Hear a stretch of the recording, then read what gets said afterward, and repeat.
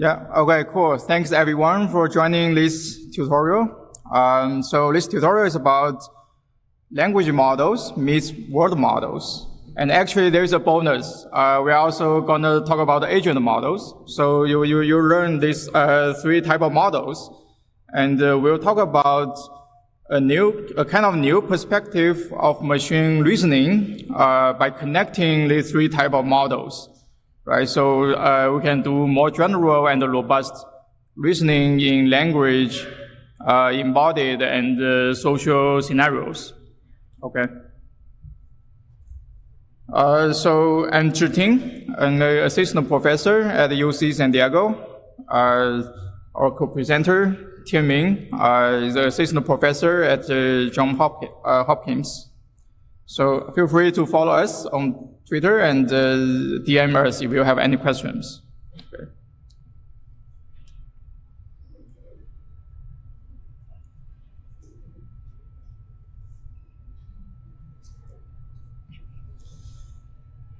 Okay. And we have our amazing panelists. I'll introduce them later. So, yeah. Here's the outline of today's tutorial. So we have 5 parts. We'll first talk about the limitations of large language models, especially when you use language models for reasoning, right? And then the second part, we'll introduce the background of word model and agent models, okay? And the third part is about this kind of new perspective of reasoning. This is the kind of an overview of the kind of a new perspective. Okay, we posited that we should formulate reasoning with word and agent models as the abstraction, and then language models can be the back end to really operationalize this framework. Okay, and then we'll review the recent studies about kind of building a reasoning machine towards this kind of framework. Okay. And then we have a panel discussion. So keep in mind that our panel discussion is a little bit different from other tutorial sessions. It's kind of in between our presentations. Okay. And then the last part, we'll continue the topic about machine reasoning and how we should enhance language models, right, to better serve as the back end for this reasoning framework. Okay. And a few resources. We have a tutorial website, so you can download the slides. We'll post the videos there if it's made available. And we'll also post all future updates on the website. Okay. So I will leave maybe 30 seconds for you to scan the QR code. Okay, so,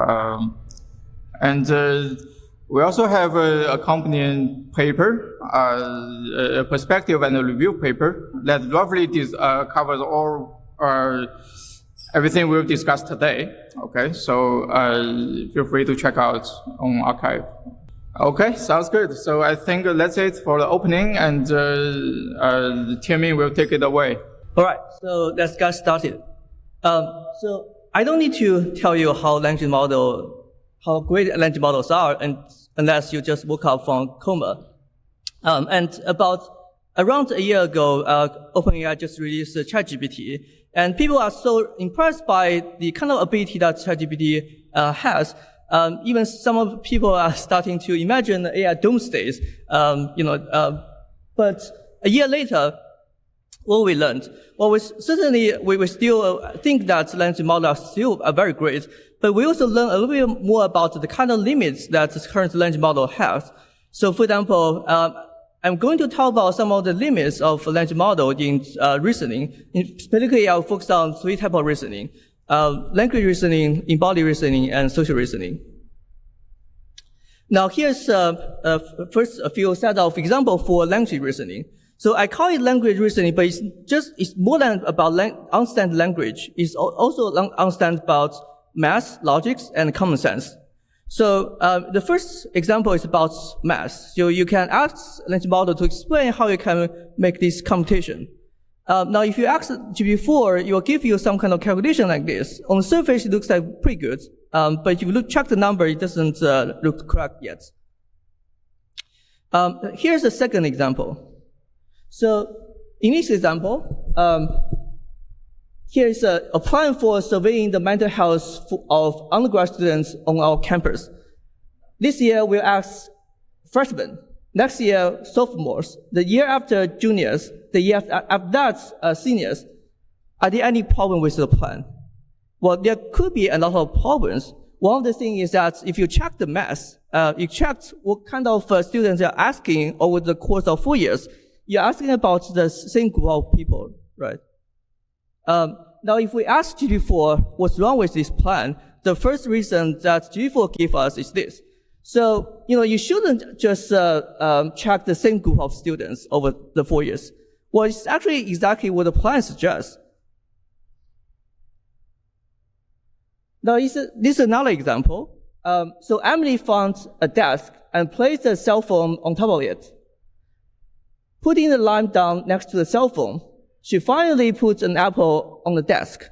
Now, let me ask you this question. How many objects are there on the desk? 3 probably, right? Okay, GPT-4 says it's there 2.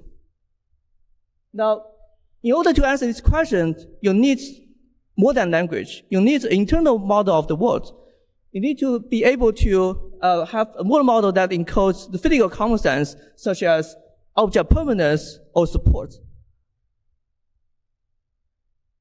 So, in addition to reason about language, we also want to build, for example, robots that can help us to perform physical tasks. So in that sense, you need embodied reasoning as well. Now let's look at how GPT-4 can do in embodied reasoning. So one of the typical tasks you need to do for embodied reasoning is to make a plan to reach your goal. Now I'm going to show a very, very simple task, almost too simple for human to do it. So you can think about this block world where you want to move the blocks around to reach the goal state. All right. I'm sure all of you can do this. Now let's ask GPT-4 to do this. Now GPT-4 gives you a set of plans. It looks like a very reasonable plan until you keep track of what's actually doing here. So if you look at the third action here, it's actually not a valid action. It tries to put the yellow block, which is currently underneath the red block, and pick it up. But if you have a physical common sense, you know that you cannot do that. This is not even a valid action at all. So, and one of the reasons why GPT-4 cannot generate a kind of plan that's following the physical common sense and reach the goal is because it's using autoregressive kind of method to generate the plans, which is crucially very different from how humans generate plans. So how do humans generate plans? Well, again, human has this internal model of the physical world. So we can use this internal model to conduct forward simulation. So we can think about different kinds of plans and simulate the outcome of the different plans and choose the one that can actually lead us to the goal state. So for instance, you can think about 2 kinds of plans. On the left, you can pick up, I think it's the orange block and put it on the blue. On the right, you can pick up, I think it's the blue block and put it on the orange. So if you follow up your forward simulation, you know that the right plan will give you a state that's actually going the opposite side of the goal. So for the goal, you want to put orange on top of blue, but not the blue on top of the orange. If you conduct forward simulation, you won't actually pick the right path, right? You will choose the left path, which is a better plan. So now I have talked about embodied reasoning, but that's not the full story yet. We want to build a system that can not only conduct embodied tasks, but also can understand people and help people in the real world. So for example, this could be your drivers, your assistants, your coworkers, your companions, or even your teachers. So to be able to build a system that can help people in the real world, they need to have certain level of social reasoning. Now the basic level of social reasoning is to be able to understand human. If you cannot understand human, how you can help human in the first place? And if you cannot help human, the result could be detrimental. So this is a cover from a recent issue of New Yorker. Can you guess what's going on here? So you have a robot that tries to help human, okay? And the robots think that, oh, maybe it's human trying to build a tower of paper. Let's just make a tower of paper. And in the end, the robot proudly presents this wonderful tower of paper to the human. But if you're human in this case, you will feel very upset. Right. So now let's look at whether GPT-4 can understand human. I'm going to show this photo here.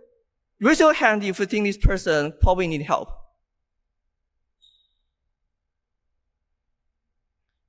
All right, so raise your hand if you are not sure. Raise your hand if you think this person doesn't need help. All right, I see no person suggests that this person doesn't need help. Most of the people think this person probably needs help. If we ask GPT-4 this question, GPT-4 will give you some answer like this, which is pretty good on the surface, but not quite, I guess, at the human level yet. So it says that it does recognize the goal of this person. It says that I cannot determine the actual need for help without the context or the ability to interact with the situations. It's pretty good, but then again, if you really look at the image here, the top box is going to fall very soon. So you probably should help, and you probably should help very urgently. So in order to really understand whether you need to help people, you should also, again, need an internal world model. You should recognize the fact that the people's actions are constrained by physics. You cannot carry a large stack of boxes and balance around without the top box falling down. Now, here's another situation. So let me ask you this question. After looking at this image, I hope you can see it from the back. Is this person on the right-hand side helping the person on the left-hand side? Raise your hand if you think that the right-hand side person is helping. I see one person raising, and you're sitting very back, so that you probably cannot see very closely what's going on here. But let me show you what GPT-4 think. Okay, GPT-4 agree with you, by the way. So the person on the right-hand side appears to be helping by holding the chairs, blah, blah, blah, blah, blah, blah. All right. So most of people agree that it's not helping. And in fact, you can recognize that this is a prank. So GPT-4 actually gets a lot of things right here. So you get correct action. It's holding a chair. Of course, it's correct. But you recognize the wrong intent. It's not helping at all. It's the opposite. So in this case, I want you to appreciate the fact that understand human doesn't equate to understand actions. You can understand what the person is doing, but you should also understand the intent behind the actions. So, as a matter of fact, understand human really means that you need to have a theory of mind reasoning. So what is theory of mind? Theory of mind is this ability to understand hidden mental variables such as goals and belief that drive the observable actions of a person. So again, going back to this example, the reason why you can recognize this as a prank instead of a case of helping is because you can understand the belief, first of all, the belief of this person on the left-hand side, and also the goal of this person. So the goal of this person is trying to sit down. The belief of this person is what? The belief of this person is that there's still chair underneath, and it's not being put away right now, right? So, and crucially, this is a false belief. Means that the belief is actually not consistent with the actual world state here. And you also need to recognize the fact that this false belief is caused by the person on the right-hand side, hence it's not helping, but it's a prank. So there has to be a lot of recent work that try to evaluate the theory of mind reasoning in language models. The kind of consensus that reached is that currently, even the most powerful language models still lack theory of mind reasoning. I'm going to show you one example about the kind of test people can use to evaluate language models' theory of mind. So again, the kind of image is kind of small, so I'll try to read a text. I think by reading a text that describes the scenarios, you can still understand what's going on here. So the text says, in this environment, there are 2 cupcakes inside the microwave, and there's a bag of chips inside the cabinet. Jennifer is currently walking towards the cabinet, where you can find some backup chips, right? And it's about to open the cabinet. Now the question is, if Jennifer has been trying to get cupcake, which one of the following statements is more likely to be true? A, Jennifer thinks that there isn't a cupcake inside the cabinet. B, Jennifer thinks that there is actually a cupcake inside the cabinet. Raise your hand if you choose A. Raise your hand if you choose B. Okay, so I see no A, and many people choose B. Now, if we ask GPT-4, it chooses A, and it's very consistent in choosing A all of the time. And it actually gives you an explanation. So you told me that there's a bag of chips, but you didn't tell me that there's any cupcake inside it. So why would you think that Jennifer would think there's a bag of chips, there's some cupcakes inside the cabinet?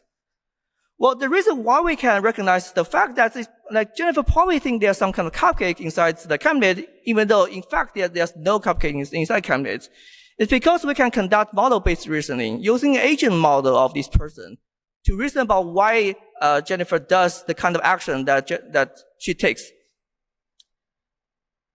By the way, so GPT-4 achieved this perform this action, this task at accuracy of 12%, so basically below chance. I hope you see the GPT-4's response here. But in any case, so the reason why we can do this is because we can conduct model-based reasoning. So we can recognize the fact that if you are going to find a cupcake and you're walking towards the cabinet, you're probably thinking about there are probably some kind of cupcake inside the cabinet. All right, so I'm just gonna give you some brief summary. So we have talked about some of the limits about language model in their reasoning capacity, including language, embodied, and social reasoning. But we also talked about how human can actually conduct this reasoning quite robustly. And the reason why human can do this, but language model cannot do this, is because humans are not autoregressive generation. Human, in fact, conduct model-based reasoning using a world model as well as agent model. So in this tutorial, we'll talk about what is the world model, what is agent model, how we can use world model and agent model to conduct model-based reasoning, and how, more importantly, how we can use language model as a backend to implement world model and agent model. So in the next part, I will talk about some of the background about world model and agent models. And then we'll talk about how we can use these different models to conduct reasoning using language model as backend. We'll have a discussion later on and talk about how we can enhance language model further. Before that, any questions? Okay. Very good. So I'm going to talk about some of the prior work on building world models and agent models. So at high level, I want to give you a very simple diagram to talk about what is the minimum kind of definition of world model and agent models, and what is the relationship between the two. On the bottom, you have world model serving as a foundation for the kind of model reasoning you need to do. And then after you can understand the words, you also need to make a plan conditioned your understanding about the world, but also your mental states, including your belief and your goal. So I'll first talk about what is world model.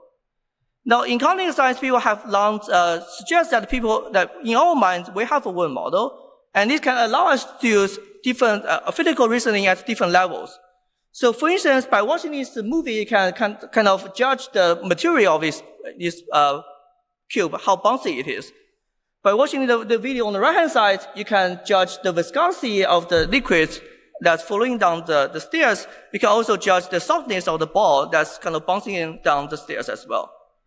Now, not only you can judge the physical properties of this object or substance, after you can understand their properties, you can also predict the dynamics. So this is a kind of a very common physical prediction test that cognitive scientists use to test humans. So in this test, you have a ball of substance, some kind of unknown substance that's going to be dropped down. In the middle, you have some kind of blue circles. Those are some obstacles that the substance is going to flow through. And in the end, some of the substance will flow to the left container on the bottom. Some of them will flow to the right container on the bottom. So the test is that, can you predict how much of a substance will flow to the left, how much substance will flow to the right? So at the beginning, of course, you don't know what substance is. But after watching one movie, you have some sense about what this substance is. For example, watching this movie, you can probably guess it's some kind of liquid, right? Now, this is another example. You have a substance, a ball of some substance dropping down. After watching this movie, you can guess it's not liquid, but it's a ball of some small balls. And after you can judge the substance properties, you can then predict where they're going to fall afterwards. This is and based on that kind of understanding, you can then conduct model-based planning or control. So if you can understand how fluid will flow after you pull it out of the bottle and interact with wine glass, then you can use this prediction to control the wine bottle and the wine glass so that they can fill up the wine glass with wine but without spilling it. And apparently we can do so from a very young age. And again, the reason why we can do this without a lot of training and can start from a very young age is because we have this internal model of the world. I'm going to show you another example where they examine how humans flexibly and creatively figure out how to use tools. So this is a game. The goal of the game is to choose the right kind of tool on the right-hand side and drop it down at the right kind of position so that in the end, the ball will fall into the green container on the right, on the bottom, right? So this is actually actual gameplay from a human. At the beginning, they have some ideas, but they need to try it out first. At third try, they actually get it right. Now this is pretty fast, particularly if you compare with model-free RL. You probably need hundreds, if not even more trials. So the reason, again, why people can do this really fast is because we have an internal model of the world.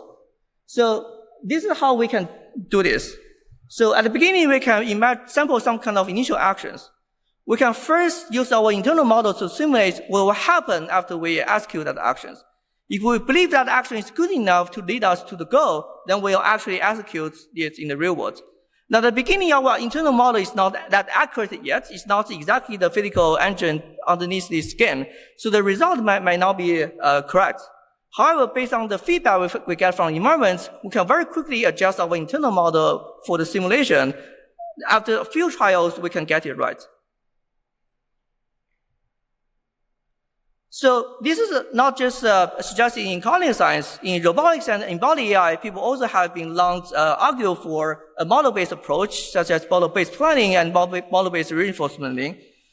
In a recent precision paper by Yang LeQuan, he also suggests that if we want to reach human-level AI, maybe we also need to learn or build a world model. Now, how we can formulate a world model? A kind of a common way to formulate one model is to formulate it as state transition probabilities. So given the current state, after executing some actions, what is the next state? This crucially describes a causal relationship between the action you take in the environment and the state change that will be caused by that action. So now the problem is how we can then implement these state transition probabilities. One way to implement this is to use simulators. And for example, in cognitive science, people have suggested that we can use intuitive physics engine to approximate the world model inside human's mind. For instance, to predict whether the tower on the left-hand side will fall, and if it will fall, in which direction, you can sort of using your internal physical model to predict how it will fall, right? Now, similar idea can be applied to computer vision, and this is actually work from one of our panelists here, Jiajun Wu. So you can do this simulation for predicting what will happen in the video by first simulating an internal physical model using a physics engine, and then use the predicted physical states to render. And you can render the image using the physical states and the rendering engine. Now, in the recent years, there have been a lot of development around high-fidelity physics engine and embodied simulators. Even more than that, nowadays we can not only simulate physical worlds, but also synthetic humans and the kind of synthetic humans that live in those physical worlds. One of the bonus of having this kind of simulator is that we can create a lot of training data we cannot get otherwise in the real world. And we can train our model on those synthetic data and try to deploy it in the real world. Now, previous people have this doubt, how good the simulator can be. There could be some kind of a domain gap between the simulation and the real world. But there are some recent studies showing that at least in some domain, you actually can just directly purely train a model in simulation and deploy it in the real world without any real world data to fine-tune it. This is actually a paper just released a couple of days ago from Air2. So they kind of show that you can train the robot to navigate in an environment or manipulate some kind of simple objects purely in simulation. And you can directly deploy that robot in the real world without any real world data to fine-tune it. All right, so we have talked about how we can build simulators to approximate that world model. Now, can we learn that simulator? The answer is yes. And I'm going to talk about two common ways to learn this simulator. One is NeurIPS physics engine. The other is video prediction models. So if we represent the world state as the state of objects or state of particles, such as particle for fluids, then we can train a neural net to predict how the objects or these particles will move along time. And that will give us a learned kind of neural physics engine. Now we can, in our case, we can just predict image maybe. We can represent world states as pixels. Then we can train video prediction model to predict what will happen in the future as a world model. So with the advances in generative AI, we can actually get pretty amazing results. So this is a simulator for driving called Gaia, released by a self-driving car company this year. So you can see that you can drive around a city, and this is purely imagined by the prediction model. But more than driving, in a recent work from Yan and Elon, who is going to be one of our panelists today, they show that you can do this beyond driving. You can do this on many different kind of scenarios. So for instance, you can train a model to predict what will happen after this robot take a long sequence of actions. Again, this is actually just purely generated by the model. It's not the real world, but it looks pretty amazing. All right, so now it looks great. If we keep on doing it, maybe we can generate a single model that can simulate the whole world. But we're not quite that yet. The current model we can build are still domain specific. So we can build a physics engine for fluid simulation. We can build a simulator for household environments.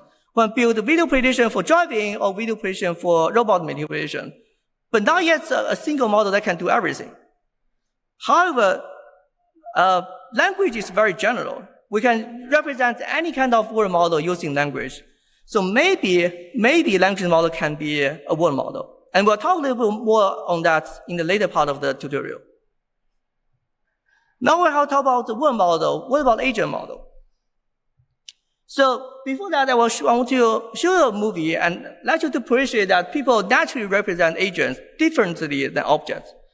So this movie is probably one of the most famous movies in all of psychology. It's created by two psychologists, Hyde and Seymour, in 1940s. I'm going to show you a clip of this movie, and after watching this movie, you can try to guess what's going on.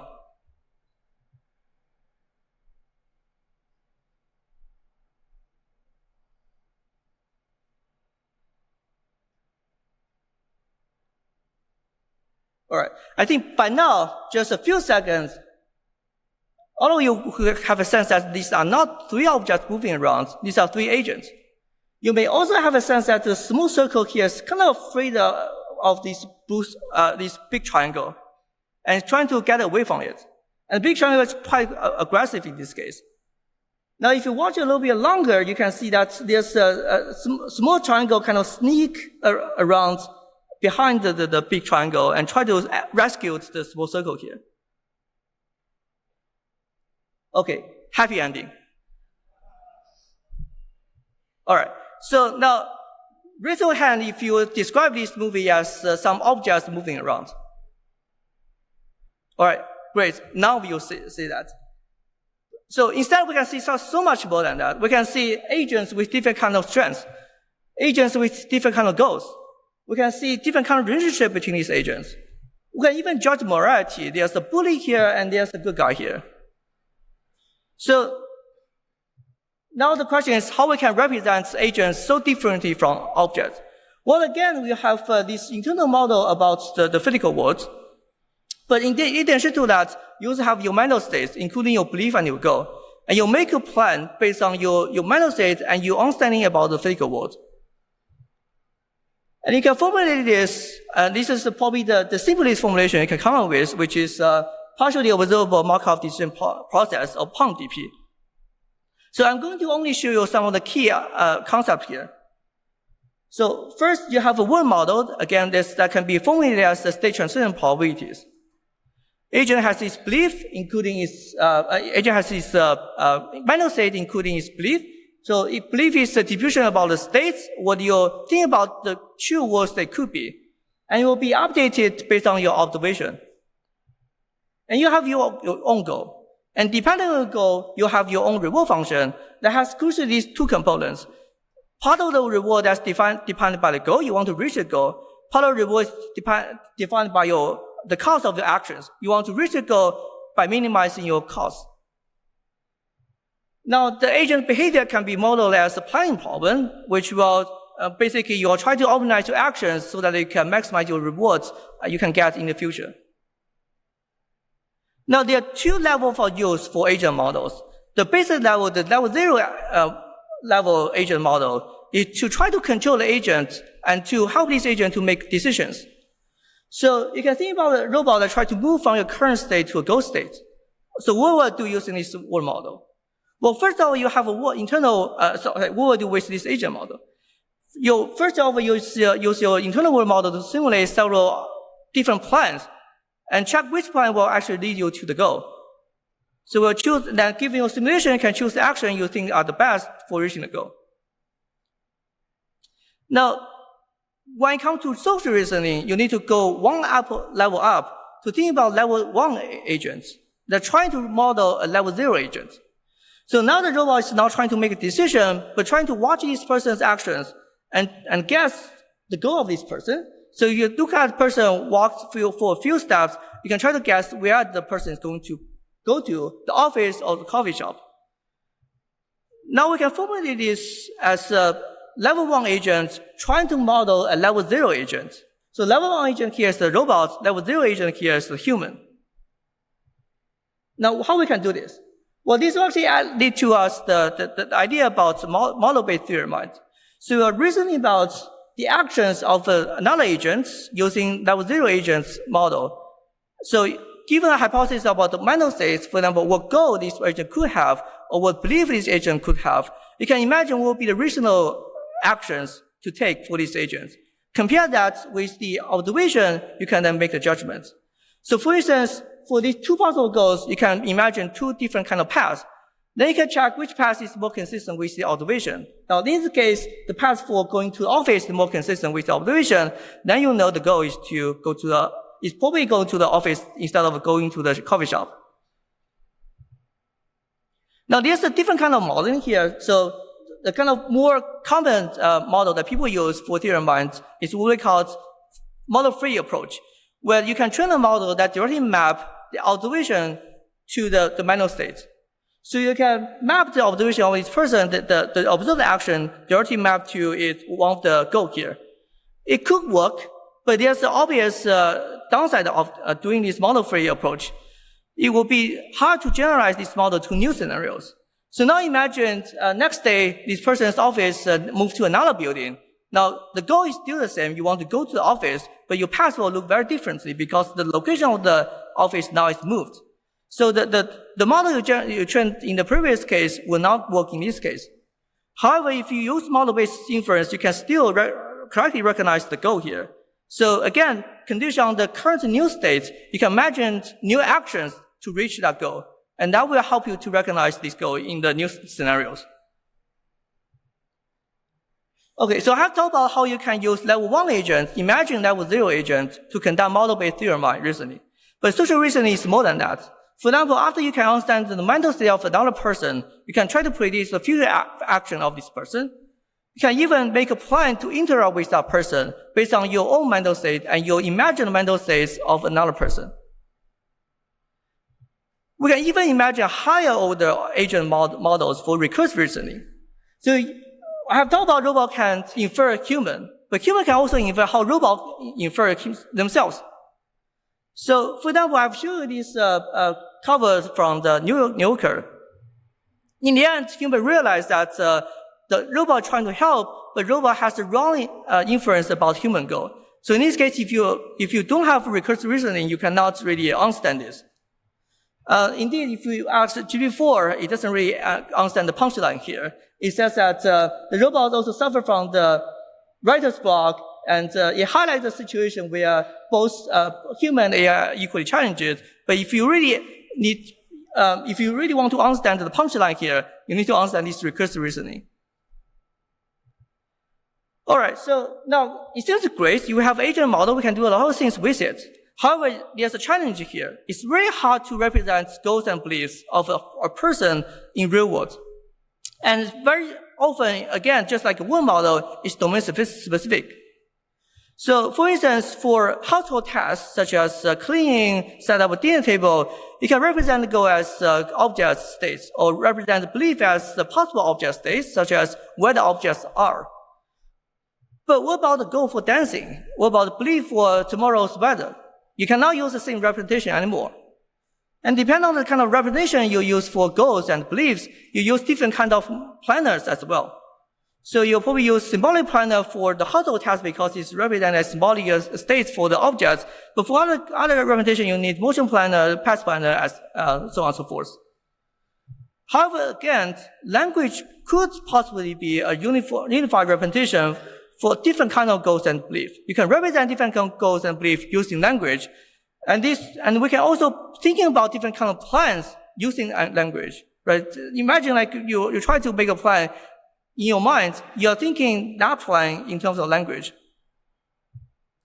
So maybe again, we can try to use language model as agent model. And again, we'll talk about that in the next section. Before that, I want to give you a brief summary. So again, we talk about you have on bottom a word model. On top of that, you have agent model that try to make a plan based on your understanding about the world and your mental state. We also talk about you have different level of agent model that allow you to do social reasoning, even recursive social reasoning. So, okay, so now, and we can also talk about using the word model and agent model, you can conduct model-based reasoning, which has a lot of benefits. For example, it's data efficient. So remember the case I showed you where people can figure out how to use the tool by just a few trials. It could also generate two new scenarios. For example, remember I talked about how you can understand people's new actions given the same goal in the new scenarios. However, traditionally, word models and agent models are domain specific. So the question we can ask here is that, can we leverage open-endedness and the generality of the language model to make the word model and agent model more general? So now that's in the next section, we'll talk about using language model as a backend to implement these two models to conduct model-based reasoning. Before that, any questions? All right, very good. Okay, let's see how we can actually do this. So again, just to remind you again, we have word model, we have agent model, we have model-based reasoning based on these two types of models. Now let's look at how we can do this using language model as a backend. So one of the most common way to use language model as a backend, or as the component of this agent model as a backend, is to use it as autoregressive planners. I've shown you a simple case where you can feel, but in recent work, people have been trying to make it more powerful to make better plans for more complex tasks. So I will show you the probably the simplest way to do this. So you can prompt a language model with a task in your mind and ask it to generate actions step by step. So you can generate, for example, the first action to apply lotion. One of the problems here is that the natural language generation here may not be grounded to the physical actions. So you may sometimes generate some kind of task as the action from the language model, but they are not really valid action that you can execute in the environment. So in this case, they use this simulation environment called virtual home. And in this environment, this is not even a possible action to execute. So what we can do? So you can list all the possible actions from the environment, and then match this generated action from language model with all of its possible actions to compare the similarity. And you can do so, for example, using language encoding. Language embedding. Then you can choose the actions that's closest to the action generated by language model and execute in the environment. Now this is just one step. So you can append this action to the prompt again and generate the next step in an auto-regressive way. All right. Now, they show that in this paper that you can conduct some kind of simple household task. But notice that these videos are very short, and they are short for purpose, because this model cannot really plan for very complex tasks yet. Now, why is that? There are several limits here. One of the major limits is that if you notice that there's no feedback from the environment at all, it's basically saying if you're a blind person, cannot see the environment, now can you do this task? Well, of course you cannot do this task, right? If you imagine that you want to find a TV remote, you don't even know where the TV remote is. You cannot see in the environment. You cannot touch it from the environment. How you can do that task? Another limitation is this. So you generate some task from language model, and you want to match it with all the possible actions in the environment to get the valid actions. But in the real world, you cannot get a list of possible actions at all. You can do this for simulator, but not in the real world. So now what we can do? Now, in the recent years, just the past years, people have come up with different kind of architectures to try to solve these limitations. I want to just summarize kind of general framework that people use. So again, you have a language model that will be prompt with a goal you want to execute in the environment. Now, you can get some kind of observation from the environment. Unless you're using multimodal models, language model can only get text input. But you can generate some kind of text input, such as scene graph, from the environment. Now, given the language model, you can get not the final action, but some kind of a high-level plan, for example, a sub-goal. A sub-goal here could be, for example, go to a kitchen. But you don't really generate the actual action to go to the kitchen. Instead, you train an additional policy that's probably not even a language model to generate the actual action you can execute in the environment condition on the sub-goal given by the language model. Also, you can get, because this is a policy, it's a different network, you can directly get whatever observation you can get from the environment, for example, an image. Now you can execute this action back to the environment and get some feedback from the environment, or some kind of memory that you can have. So for instance, you can summarize the history of actions. You can summarize the progress, what you actually have achieved so far. And you can also identify some of the failures you have encountered in the environment. So if you do this, you can really just build a plan that can look at the observation, make a high-level plan, and make a low-level actions that can actually execute the environment. You also have some kind of feedback, some kind of reflection and memory to help you to improve your plan. It sounds really nice, and indeed, you can do a lot of things with it. So not only you can solve single-agent tasks, people recently have shown that if you apply the same language model in this structure to different agents, you can then allow different agents to cooperate with each other, not only through physical action, but also through communication. So for example, you can allow two robots to communicate with each other, say, I want to do this, I want to do this. Okay, now we can come up with a common plan we can all agree upon, and then let's execute that plan. Not only you can do this between two robots, you can also do this between a robot and human. And this crucially allows you to conduct natural language communication between a human and a robot, which makes a lot easier for a robot to cooperate with a human. You can also interpret your plan with a human to make your plan more interpretable. More than that, you can even simulate quite complex social interactions using a similar kind of approach. So this is like a simulation by a group of researchers from Stanford. What they can do here is that they could create this simulated environment in a game, and you have, I think, up to 25 agents. And you can simulate almost like a mini society and the kind of interaction between the members in this society. The kind of approach is very similar to the architecture I just described, with only one addition. So you also prompt the language model with the persona and the relationship between the agents. So you can imagine there's an agent called Zhang Ling. Zhang Ling is a pharmacy shopkeeper who is apparently a very nice person.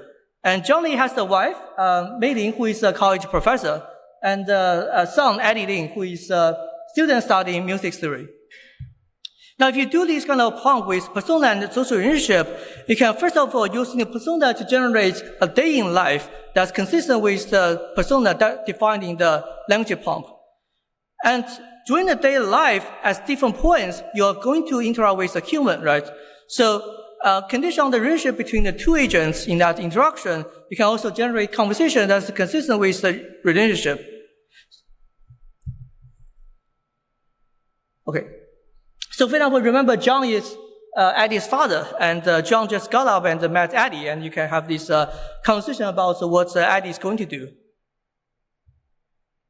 All right, so this sounds, again, really nice, and maybe you can solve planning problem using language model alone. Well, not quite yet. So, remember this architecture I showed you before at the beginning, right? It's very simple architecture. Single language model does everything, but it doesn't really do things well. So now people start to add more modules to it. Roughly a year later, one of the most recent paper that's going to present it actually, I think at this year's NeurIPS, you can build 5 modules to increase the capacity. Indeed, it does increase the capacity. So if you evaluate the simple model in Minecraft, ask this model to find and get a diamond, it never succeeds. However, now using these 5 modules, you can succeed at roughly 10% of time. There's increase here, not good enough. If we want to increase from 9%, 10% to 100%, do we just keep adding more modules to it? It doesn't seem to be the most principled approach. Now, how we can think about this? How we can adjust this problem? I want to go back to this diagram. So we are thinking about planning, in this case, as a module alone. But planning is not a module alone. It's connected to other modules, including the world model, the goals, and the belief, right? So one of the reasons why you need this additional model is that you are thinking about planning as like a separate model that operates on its own. So for example, one of the modules in these 5 modules is to describe whether you can succeed and fail in this environment. You will want to do it because you don't have an internal world model to simulate what will happen after, executing a certain plan. If you can simulate what will happen after executing a certain plan, you already know in your internal model simulation whether you can succeed and whether you can fail. You don't need to do this trial and error a lot of times. So this comes back again to the idea that maybe if you have a world model, then you can build a better plan without adding this additional complexity. Another kind of common model people do develop these days is the memory model, where it tells you, again, what kind of thing you have done in the past, what kind of success you have, what kind of failure you have, what kind of progress you have made so far. But if you think about memory model, it's actually just a manual implementation of belief with a specific domain. And for different domain, you oftentimes need to craft different kind of memory models using your domain knowledge. But instead, if you can create a general belief model that can keep track of what you have done and keep track of your belief about states that are consistent with the past observation, then maybe you don't need to craft any kind of domain-specific memory model anymore. So, to the best of our knowledge, we don't know yet, but do let me know if you know any work on this. But we do not yet any work that specifically use language model to model this belief component and use it for embodied tasks. However, we do have seen several work that have tried to use language model as a world model and use this world model to conduct model-based planning. So let me go back to this example that I showed before. In order to make a plan that can move the blocks to reach the goal, what you can do? Well, for human, you're going to simulate what will happen after you execute different kind of plans, right? So in a recent paper by Hao et al., they proposed this a framework called reasoning via planning. The core idea is to use Monte Carlo tree search as a planner to do this task. So I will going to show you just a high-level idea about MCTS. So at the beginning, you have your initial states. Now you can imagine using your world model to simulate what will happen after taking actions. You can continue to grow this tree in two directions. One direction is in width. Given the same state, you can consider different kinds of action you can take. You can also grow this tree in depth. You can look further into the future and imagine what will happen after taking multiple steps. You can do this until you find the actual goal state. Now, MCDS is by no means a new idea, right? So most famous example is you can use MCDS to train AlphaGo. However, in Go, you know the rule of the game, so it's very easy for you to imagine what will happen after taking the actions. But in more general case, specifically in real-world planning problem, it's very hard to actually know what will be the next step after taking an action. So the core idea from this model is that maybe you can use language model to simulate what will happen in the next step. So you can describe the states using language and prompt the language model with the state and the action, and ask the language model to imagine what will happen next. Indeed, you can do this. And not only you can do this, you can use a very small language model such as, small in today's standards, Llama, to imagine the world model, but not to directly generate a plan. And you can see that Llama can beat GPT-4, which is a lot larger language model. And again, kind of highlight this concept between autoregressive way to generate plans, but instead using a world model simulated by language model to generate a model-based plan. In both cases, you use the language model, but use it in different ways. Crucially here, we show that they show that you can use the language model to construct the world model for embodied tasks. Now, you can also use the same framework to solve language tasks such as a math problem. So here's the math problem. You have let me see.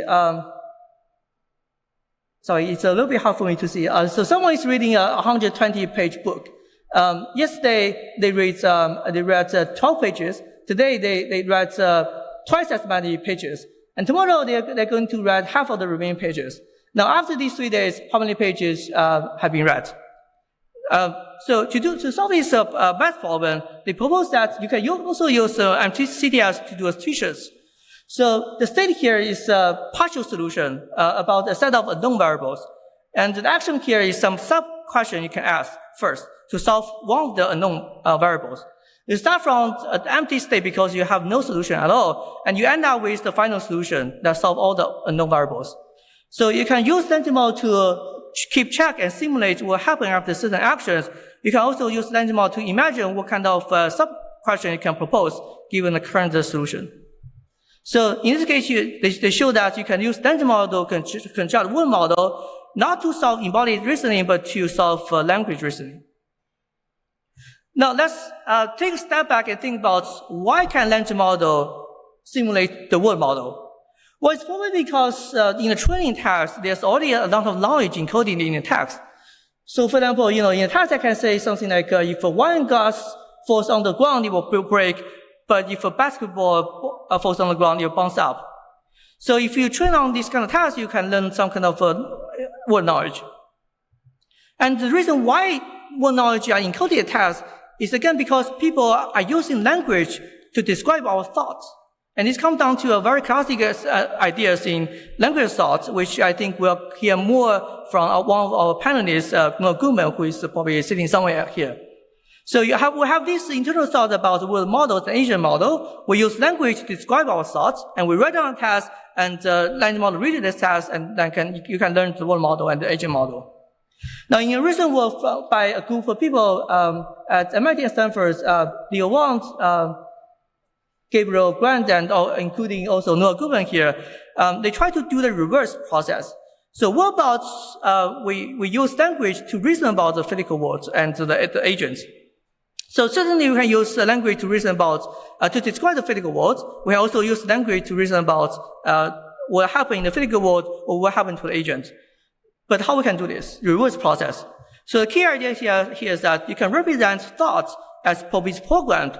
And one key function of probability program is that allow you to conduct probability reasoning to do this kind of reasoning task. And you can use language model to translate language back to probability program, just like how you can use language model to write code. So I want to show you one example of how you can reason about the world using language.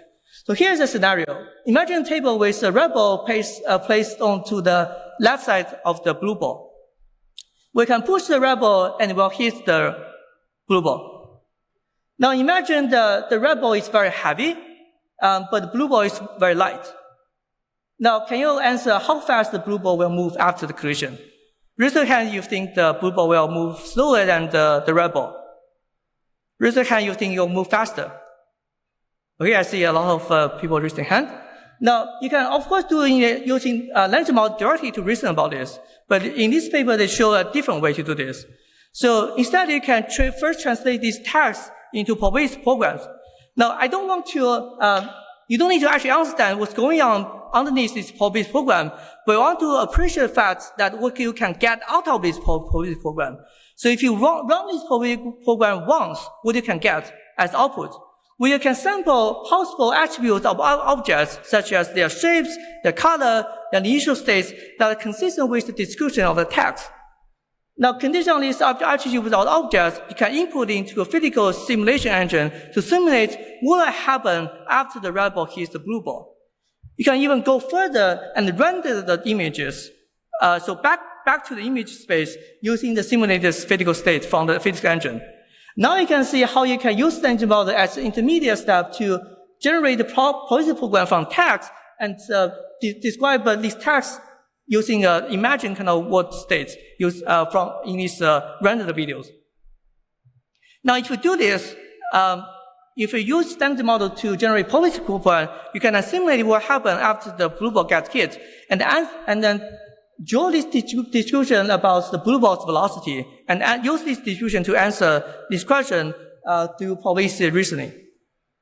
So crucially here, they show that you can use language model to conjugate one model with a probability program, and use this probability program to conduct model-based and also probability reasoning for language reasoning tasks. All right, so finally, we have talked about all these components. There's one thing left, the goal and the reward. There's indeed also works on using language model as backend for goal and reward. So I want to appreciate, use one example to appreciate the fact that specified goals and rewards in real-world tasks could be very difficult. So imagine a user wants to do this task, make the robot dog stand on 2 feet. And this will be grounded to the physical state like this. Now, how you can actually control, define a specific reward function that you can use to control these robots? Well, it probably look something like this. If you are familiar with robotics, maybe you can understand what's going on here. If you never work on robotics, you have no clue what it is. And there's no way you can write down this reward function that can actually use to control the robots. So now, what can we do here? It also highlights the fact that it's very hard to ground the natural language to a physical world. So instead, we can use maybe a language model to write down this reward function as reward code. So again, we have already know that language model is very good at writing code. If you represent reward function as code, then you can use the language model to translate the text into reward code. Now, you may ask this question, why do we need reward at all? Why don't we just pump language model with language instruction here and directly generate control signal to control these robots? Well, current language model cannot do this yet, unless you fine-tune it on a specific task. So, robot control problem is still very hard for language model currently. And one of the reasons is probably rooted in the limits of natural language itself.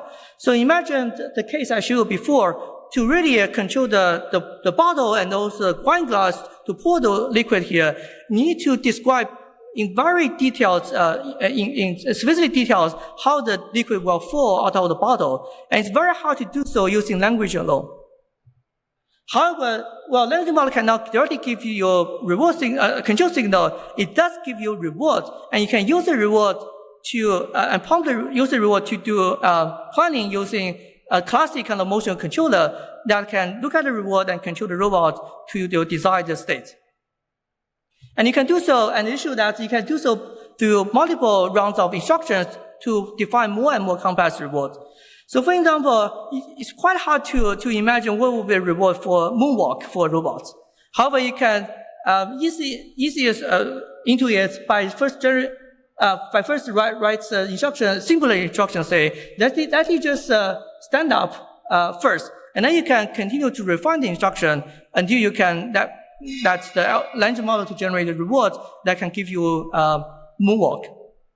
You can also do so for a long horizon task. So for a long horizon task, usually it's good to decompose it into several subtasks. For each one of them, you can have a reward function. I will skip this, but I just want to show you that the language model can also give you, in addition to reward, but also symbolic goals. Okay, so now I talk about the language model as agent model. Now, previously we also talked about if you have this multi-level agent model, you can conduct social reasoning. And the crucial thing here is that you're gonna think about other agent as level 0 agent model, and imagine what will happen conditions have some hypothetical goals and belief, right? So in this case, you simulate what will happen, the actions of the person. Now we have talked about that the engine model can give you planning. So maybe you can use engine model to imagine what will happen for a person if you pump it with the hypothetical goals and beliefs. In this case, you can use engine model to conduct model-based theorem-based reasoning. So I'll go back and show you this case. Again, I show you that if you just use GPT-4 to answer the question, it doesn't get it right most of the time. However, if we use a very small language model such as GPT-3 to imagine what kind of a plan an agent can come up with a hypothetical goal and a hypothetical belief, then we can conduct model-based reasoning. And in fact, using this very small language model, you can drastically increase the accuracy. All right, so just a brief summary here. Now we have talked about language model as a backend for word models and agent models, and it can support different kinds of model-based reasoning. This crucially is very different from, or I would say even fundamentally different from the traditional kind of paradigm where you think about language model, you think about language reasoning just as language understanding and use language model to solve the task. You think about agent model and word model as some kind of domain-specific kind of models and use the domain-specific approach to solve these kind of tasks. But however, if we use the language model and use the generality of the language model, maybe you can solve this model-based reasoning in a more general sense. Now, well, language model is great. It also has limits. And some of these limits may come down to the limits of language. So I've shown you examples where language alone is not enough to describe, for example, the physical state, the dynamics, or even the goals of the agents in some cases.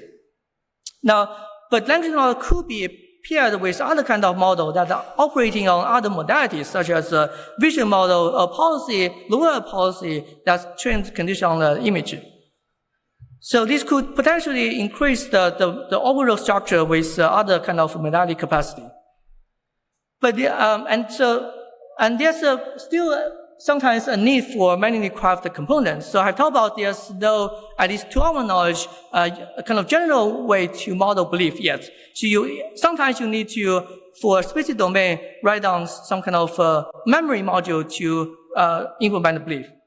Or sometimes you cannot use a language model to do the low-level motion control, so you need to use a classic kind of motion controller. Now, in the next part of the tutorial, we'll talk about how we can actually enhance language models' capacity as a backend to solve these limits. And we can certainly imagine different kinds of ways. For example, you can try to increase the multimodality capacity, but there's a question about whether we think about language model as a single model, or we think about a modular design where you pair with language model with other kind of models. We'll talk about this at the end of the last section, but we probably also talk about this in the panel discussion. Now, before I go, any questions so far? Question for you. In terms of understanding the output of an LLM, right, and going back to some of the studies quoted, there is a study, let me tell you the name of it. I mean, essentially, I guess the question is, can you use this to diagnose, essentially taking language models to world models, can you use this to diagnose how an LLM is thinking, to get a better gist of the black box thought construct? Did you see the ACM lecture this past week on iterative refinement? Sorry, I haven't seen that. Okay, yeah, essentially it's using iterative refinement to better understand how an LLM is whatever the corpus of information to train the LLM is thinking. And have you looked at whether this specific construct of taking language models to world models can help you better discern how the language model is thinking? Does that question make sense? Yeah, it makes sense. Question? Yes, I think absolutely you can do that to a certain extent. So if you prompt a specific state and prompt an action you want to take hypothetically, and you can ask the language model, imagine next state, right? So in that case, it's a very specific scenarios, and you know the ground truth, and you can kind of, I guess in that sense, diagnose what kind of, in which cases language model cannot imagine correct state, or in which kind of actions it doesn't know the effect of that actions given a state. Okay, there's a study called large language models or zero-shot reasoners, essentially taking the LLM input and discerning, it's almost like that math slide, taking it and making it into statements to understand how it assesses the math problem to understand the LLM output. We're just wondering whether that was relatable to the math assessment. The math assessment problem. I probably can let my colleague answer the question. So I think the question is, in the RAP kind of component framework, you use a language model to solve the math problem, and use that as a way to assess, for example, the math kind of reasoning inside language model. Is that? Maybe I'll come ask you after. Thank you. Right. Thank you. Okay. Hi. Very interesting tutorial. Many animals are social and intelligent, but don't have language. Does this not suggest that language models are unnecessary for intelligent and social activity? Right, that's a great question. And even for human, when you're young, for example, before 2 years old, you don't have a lot of language skills, right? But there are still a lot of studies showing that, for example, by 18 months old, kids can recognize the need for help and help person even without language. So indeed, it doesn't suggest that you have to have language to help person or have to have your language to reason about the world. However, language gives you benefits. Once you start to understand language, it kind of serves as a bootstrapping kind of point. You can learn knowledge faster. You can also write down your knowledge and teach other people using language more easily, right? If you, throughout your course of years, if you never learn language, it's very hard for you to understand very sophisticated knowledge.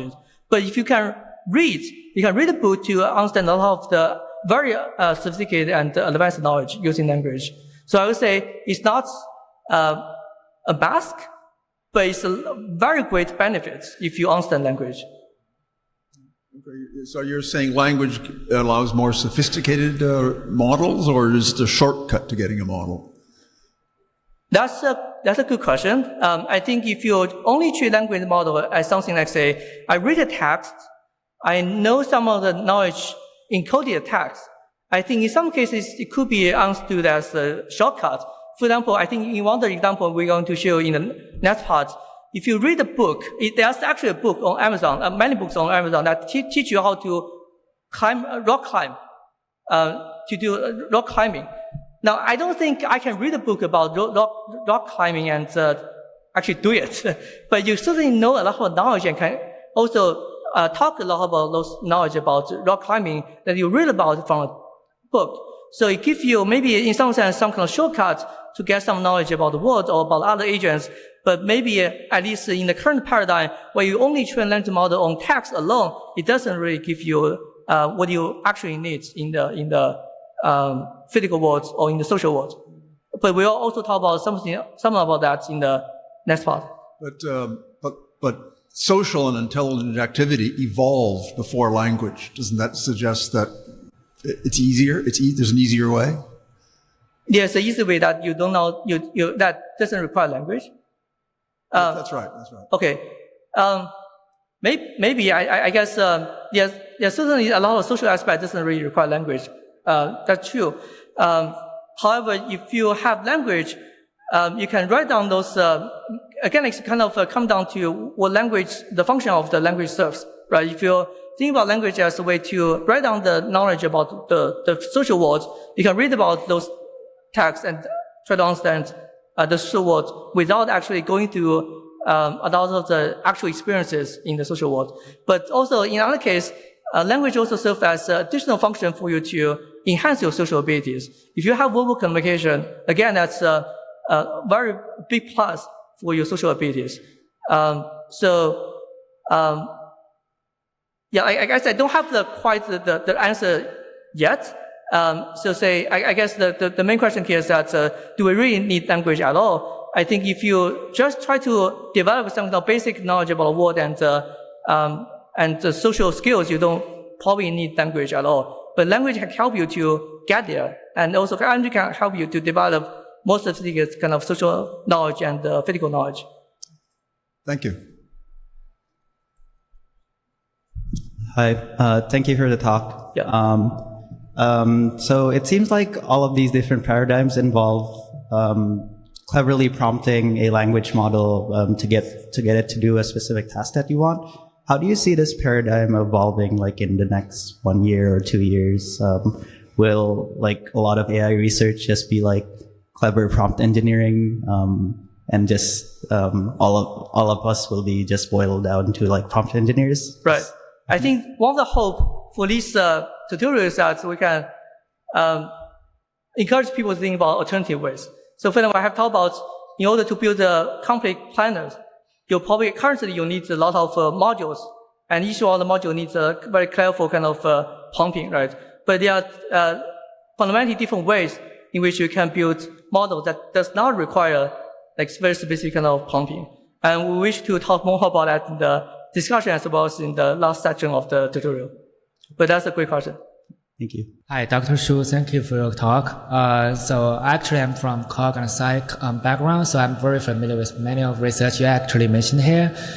So one of the most interesting questions I'm concerned is that in the first part, you have introduced the limitation of current large language models, right, that they may, in lack of some agent, just like social reasoning or other kind of reasoning abilities. So I'm curious, what do you think is the most possible reason or reasons that introduce their kind of lack of ability? Do you think it's not because of the training data is too expertise or too lacking the related expertise, or do you think the model structure, just like autoregressive model, just cannot have such capacity? Yeah. My hypothesis is that all of the above. Actually, specifically, we're going to talk about, for example, what kind of additional experiences, in addition to just reading text, you would need to develop, for example, better understanding about the world and about the other people. But also, we have talked about autoregressive generation may not be the best way to, for example, generate plans that can really robustly be executed in the real world. So do you think if we just simply training on the language should be sufficient for the large language model to develop such abilities? Sorry, can you repeat the question? Do you think that if we just simply train on languages, just based on text data, all kinds of text data, is enough for the large language models to generate such ability? My own personal hypothesis is not. We have some, we're also going to talk about some of the recent work that specifically tests out that hypothesis. So what if you train language model, same language model, but fine-tune it, for example, in embodied experiences, what will happen afterwards? So if you are interested in the answer to that, maybe stay tuned for the next part. Okay. Thank you. Hi, Tianmin. Thank you for the tutorial. I will touch a bit upon the previous question regarding prompting and so on. So we know that these models, to generate what we see and to work well, they need some very pre-specified preconditions, post-conditions in the prompting, put nicely there. And when you change something, everything becomes very brittle, so it's quite uncertain whether or not they are going to behave as we want them to behave.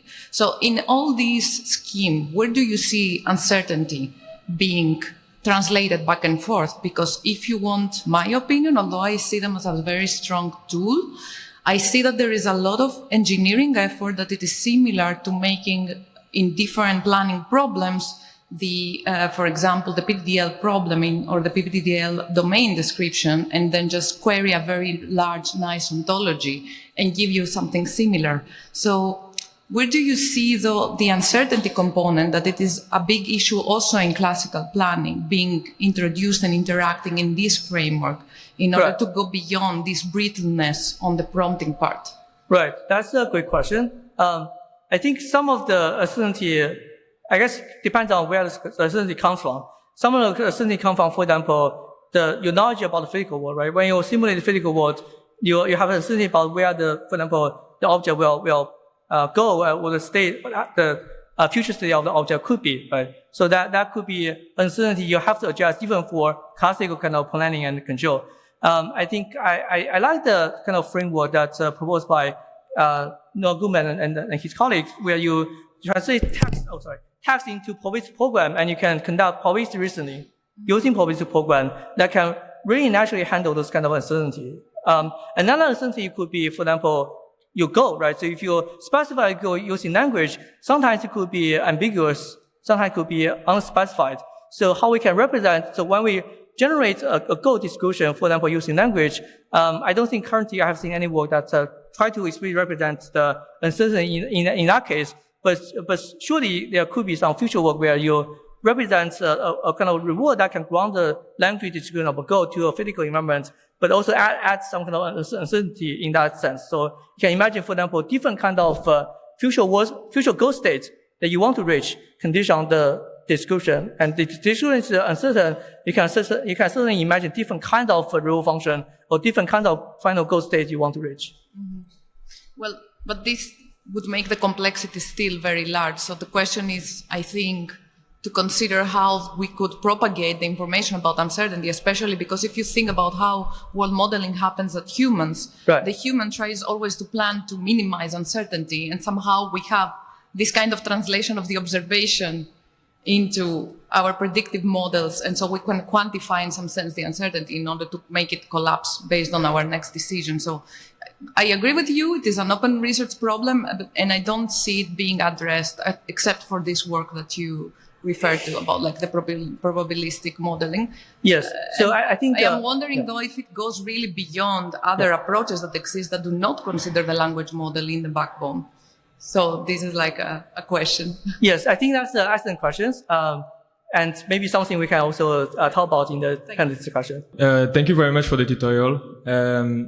My question is, in the tutorial you introduced several different frameworks. Some of it are interacting with a classical simulator, and some of them are instead using a large language model as the only as the way to directly interact with the agent. Right. Could we have your opinion on where do you think the field is going next? Will they still include a classical simulator that interacts with the large language model, or instead have the large language model include a neural simulation component?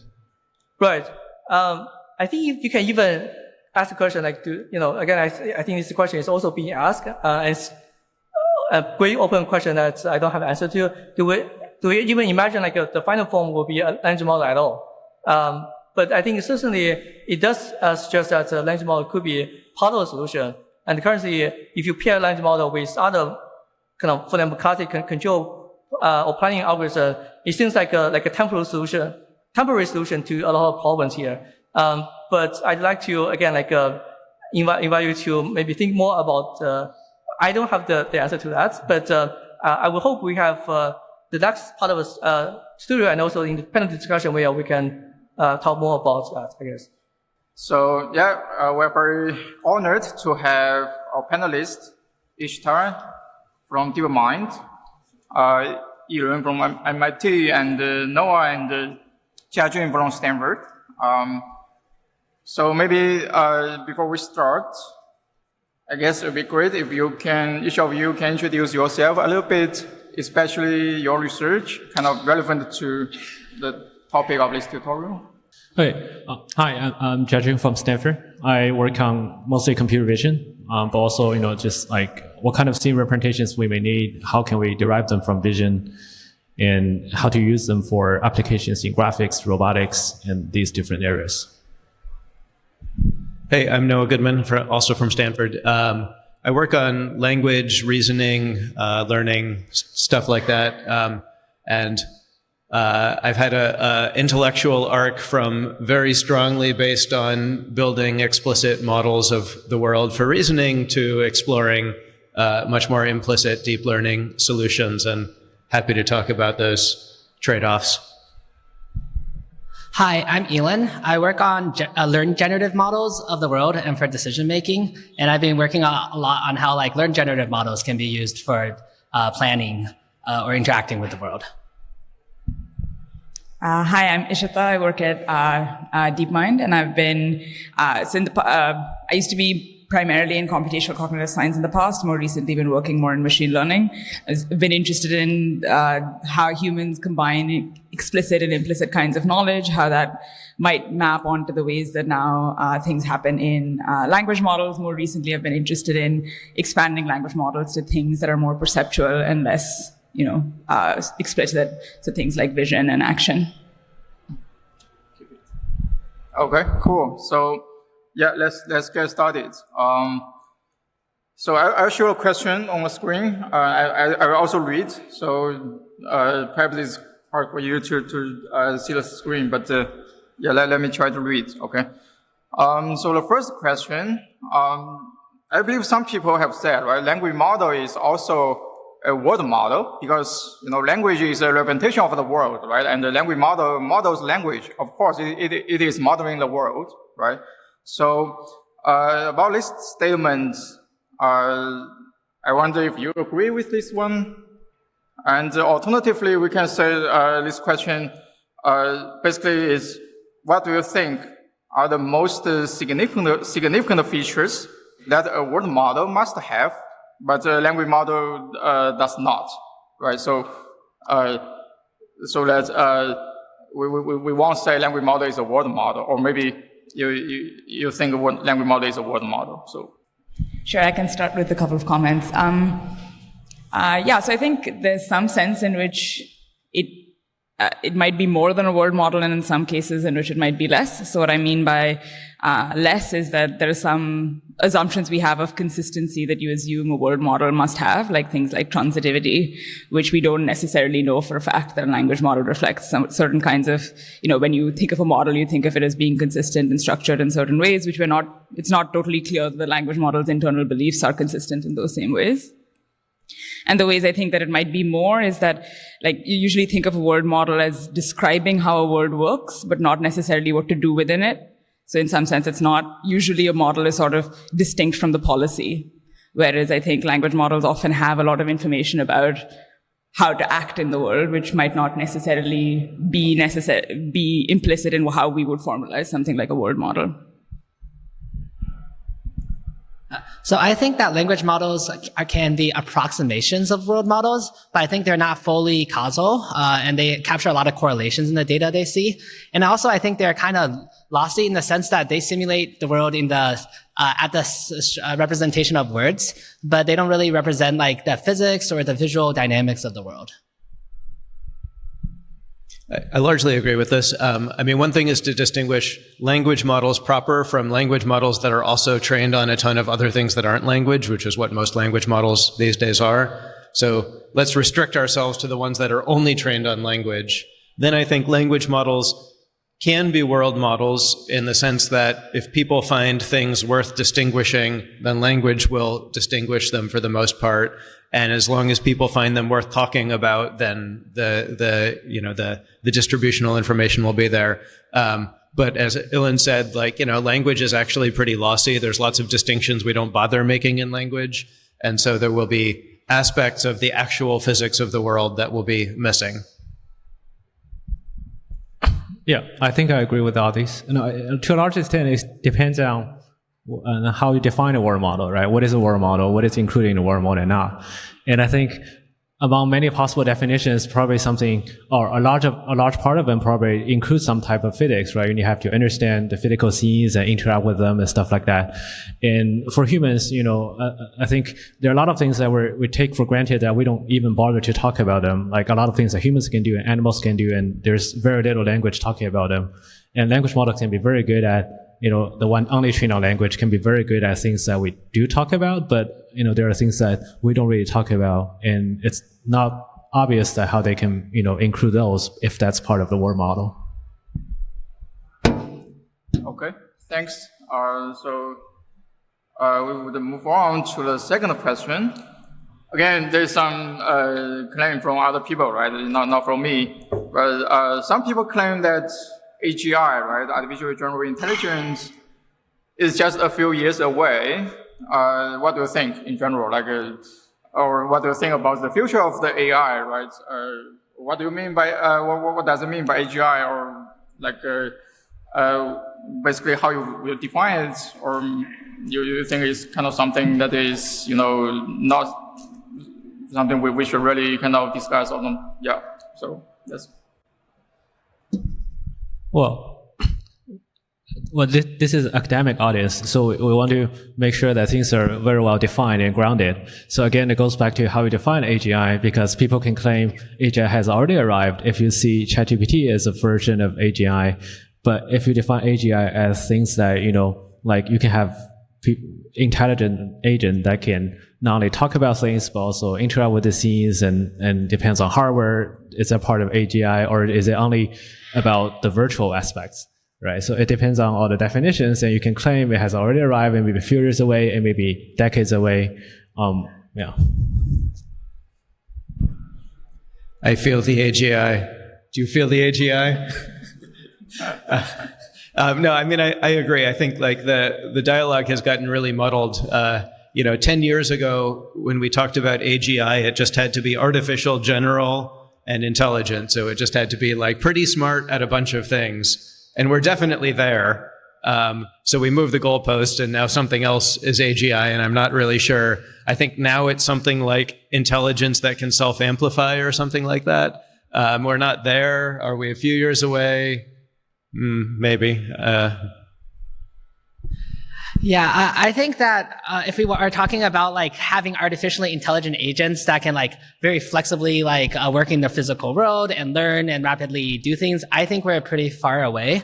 I think the current systems are not really able to generalize that well outside the training data they've seen. So it seems to me that we are still missing some more systematic reasoning or like inference time computation to allow the models to generalize well outside the data they've seen. Yeah, I generally agree. And I think one thing that's interesting is this, what we perceive as intelligence sort of just being a moving goalpost. But I think definitely in the last few years, we've been interacting with systems that an average person perceives as intelligent, which I think is kind of a bit of a transition point. I don't think previously. And I think that, whether or not we want to define that as AGI or not, I think it's going to have impacts on society or impacts on how we interact with machines. Because now, an average human can perceive this as something that sounds intelligent and it's artificial. So I think in some sense, by some definition, we're kind of there. But I agree that if we wanted to interact in the physical world, we're pretty far off.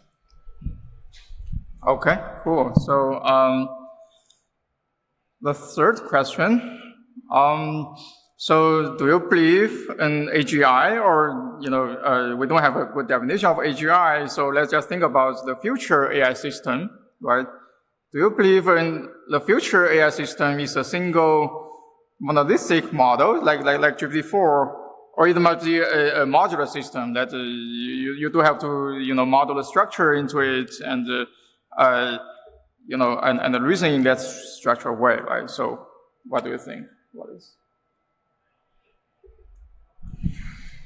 Yeah, I think this sense of it, this duality has come up a few times in the talk already, as well as in some comments, that there's, people talk about it in various ways. You say explicit, implicit, you say system 1, system 2, you say model-based or model-free. There are many ways in which people have formalized that there seems to be a duality in the kinds of information that are relevant for intelligence. And so taking the example of embodied forms of intelligence, there's sort of the explicit kinds of knowledge, like if you put a block on top of another block, it's now harder to move the block that's below it, like things that you can verbalize, things that you can formalize, abstract pieces of information that you can talk about, and much more implicit things, like if I ask somebody who plays tennis, how they hit the ball. Like, it's very unlikely that they can tell me in words in a way that I can actually glean any interesting information from that description.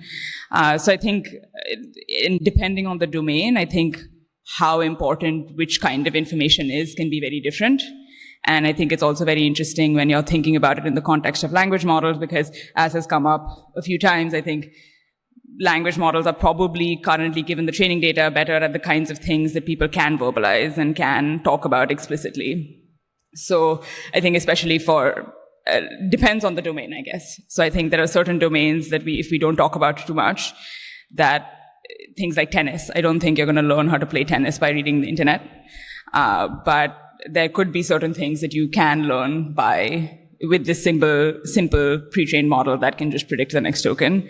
So I think it's kind of, I think it's an interesting open question of whether the best system will be to just add artificial kinds of training data to try and make something that isn't already on the internet within the scope of this large single monolithic model, or whether it's easier to split them apart. And I think that's an interesting research question, especially now that you have language models that are starting to operate over high-dimensional perceptual and action spaces, and not just more abstract word-like entities. So I think that different types of data modalities have very different characteristics. So if you look at language, it's relatively simple and it's pretty compositional. So it's designed to allow you to have infinite uses of finite means. But things like images or pixels of an image are very continuous and do not really have this compositional structure. So I think since data has very, very different characteristics, I think that having a single monolithic model to train on all of these seems unlikely to work well, because I think that the computational aspects of each setting is just so different.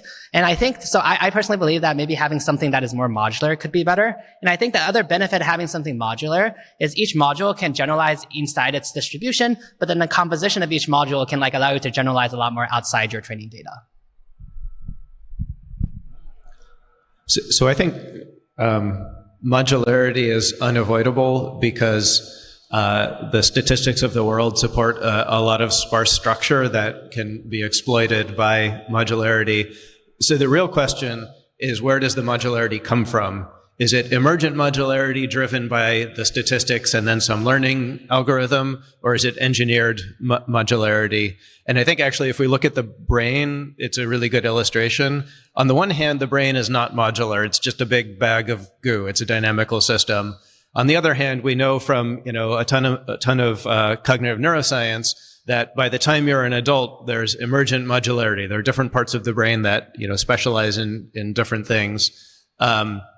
So then you can ask, okay, does that modularity get there because evolution, at an evolutionary scale, it was kind of engineered to have those modular pieces, or because developmentally it was sort of driven by the statistics of the world? And the answer is both, right? So there is certainly some evolutionary engineering, but it's kind of weak, actually. You can miss an entire hemisphere of your brain from early childhood and grow up to be perfectly normal. Your brain reorganizes around it. And yet certain things end up in the same places of all our brains, the visual areas in the back and so on. And so I think the question is basically, how much of the modularity do we need to engineer into future AGI systems, and with what kind of engineering moves and tools?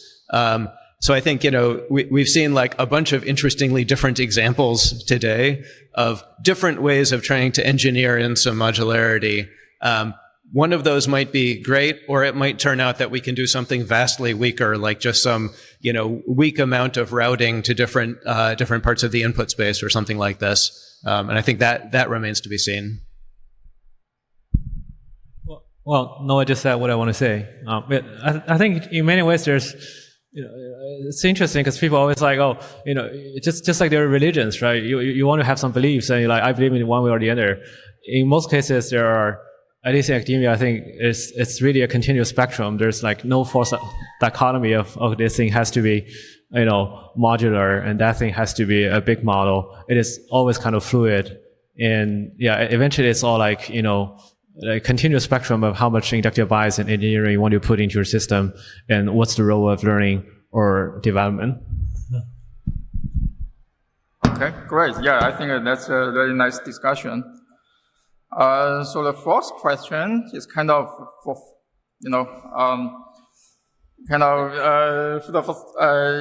for fun. Okay.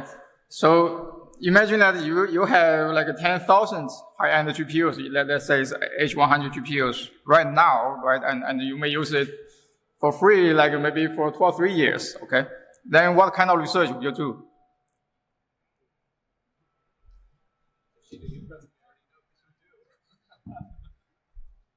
Oh, really? I didn't know you have 10,000 GPUs already. Can I have some access to part of it?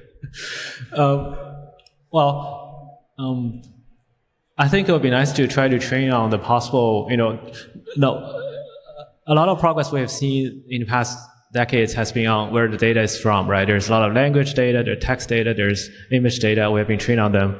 And there are actually not that many different types of data available. And there's one type of data that has been there, but not really, at least people haven't been able to fully use it, is videos. And there's some recent progress there. So how much we can get from videos if we have 10,000 GPUs, and what's the right index device, and how much you can get from videos in terms of 3D, and in terms of physics, in terms of actuation. I think that's interesting. So some people in my lab have been talking about the idea of sort of controlled rearing experiments with language models. So, in comparative cognition, there are these experiments you can do with animals. They're not ethical with humans, where you put them in certain very specialized situations from birth to control the data they get. And then you use that to draw inferences about these same questions. How much is evolutionarily built in? How much is driven by different kinds of data? We're at this moment where, in principle, we can do these amazing controlled rearing experiments with language models by dissecting the data and only giving them certain, subsets of the statistical patterns. We can't do that because we don't have the 10,000 high-end GPUs. But if we did, then we could start to go to town. It wouldn't yield models with better capabilities. What it would yield is a better understanding of how data drives capabilities. I'm also really excited about video models. So I think that language models are interesting because you can have temporal interaction with them.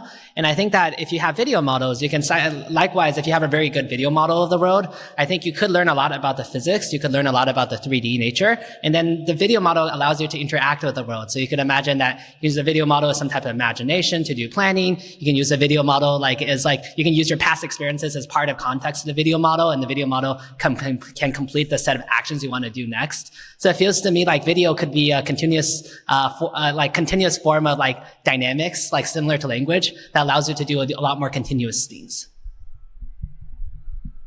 Yeah, I think there's overlap with some of the stuff that folks have already said, that I think the leaps and bounds we've seen with word-like representations, we haven't quite seen with the perceptual representations that most humans actually evolved to interact with and actually do interact with on their everyday basis. So I think both in terms of the scientific question of do these kinds of models that have permitted the kinds of bounds we've seen in language-based representations, do they completely translate into these more high-dimensional perceptual vision type representations? I think that would be really interesting to answer from the machine learning standpoint, and also from the more cognitive standpoint of these are the kinds of experiences that most humans have, or not just humans, all kinds of natural intelligence. Those are the kinds of experiences that most natural intelligence has evolved in the context of. So is there interesting ways to understand how natural intelligence has evolved if we start giving similar kinds of experience to artificial systems?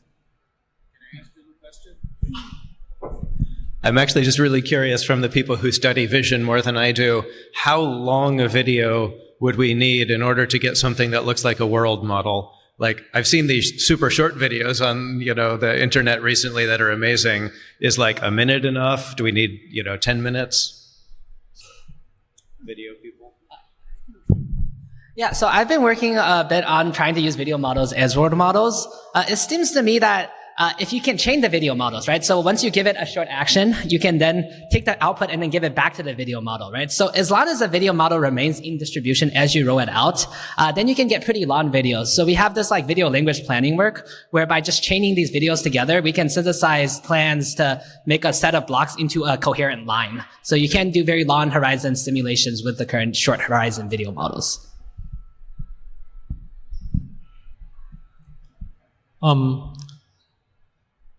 Well, I think there are a few questions here. First is, what's the length of video, per video? The second is, how much video do you need? And, for the second question, we may need a lot, but there's probably more than enough already. For the first question, I think it's interesting because if you think about language, right? Language, you can talk about things that just happened, and you can refer to things that happened a long time ago, or you can refer to, if you're reading a book, the book, at the end of the book, you can refer to something that happened at the very beginning. And so, for video, if you think of how you make plans, how you interact with the world, of course you remember things that just happened 30 seconds ago. But sometimes you don't really remember what happened 5 years ago, but sometimes you do recall some parts of it, and okay, you leverage knowledge from there to influence your action. So I think you may also need very long video, but then that requires a different level of abstraction and also maybe different types of representation. So it could be the case that we will need all of them, but we also need different inductive bias or architecture to learn from them. Okay, thanks. So, inspired by Noah's question, actually, I have another question I think is relevant. So I've been thinking about, what would be the optimal kind of space for machine to do reasoning, right? Like say language model is using language, right? Kind of reasoning in a language space, which is discrete. That may make the reasoning harder or maybe easier. And also, as we said, okay, language is kind of ambiguous, it's noisy, so perhaps it's not the right representation of reasoning, right? Then we have alternatives like, okay, video. Okay, we may reason in the video space, so somehow you can be more grounded or connect to a physical world better. And there are also other hypotheses like say, okay, maybe we should learn a latent space and we project everything into a latent space and you do reasoning in a latent space. Computationally, maybe it's, easier because latent space is continuous. You can add a gradient design or whatever to make the reasoning more efficient. So I'm not sure, what do you think? Do you think there is a kind of a better space is beyond what we have been using, right, for formulating the reasoning?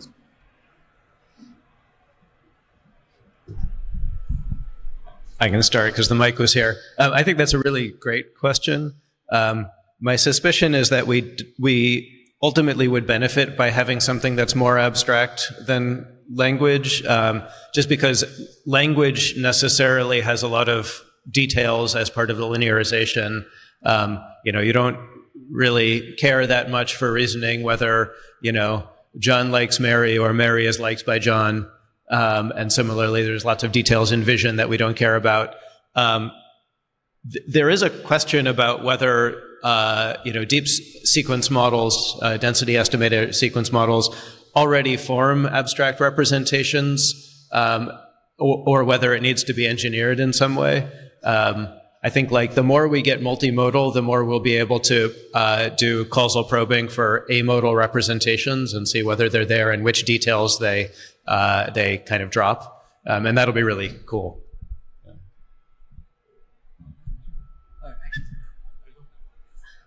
Anybody?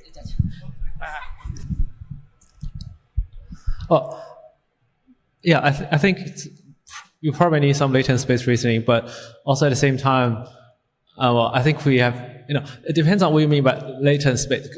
Think about it, right? When we write code, it is a type of reasoning, and the Python code is a level of abstraction, and you're sort of using that to plan and to reason. And is that a latent space? That's maybe not really a latent space to humans, but you can also argue that it's sort of latent space, but that latent space is sort of covered by language models because you can ask language models to also output code. No, there could be. I can see an argument by saying, everything you can reason by some level of language depends on what language means. Maybe not natural language, but some level of language. And apart from that, you just need a policy. I can see an argument on that, but I can also see an argument saying, okay, you actually need more latent-based reasoning, which is not that interpretable, but it is more reasoning rather than learning a policy. I don't know.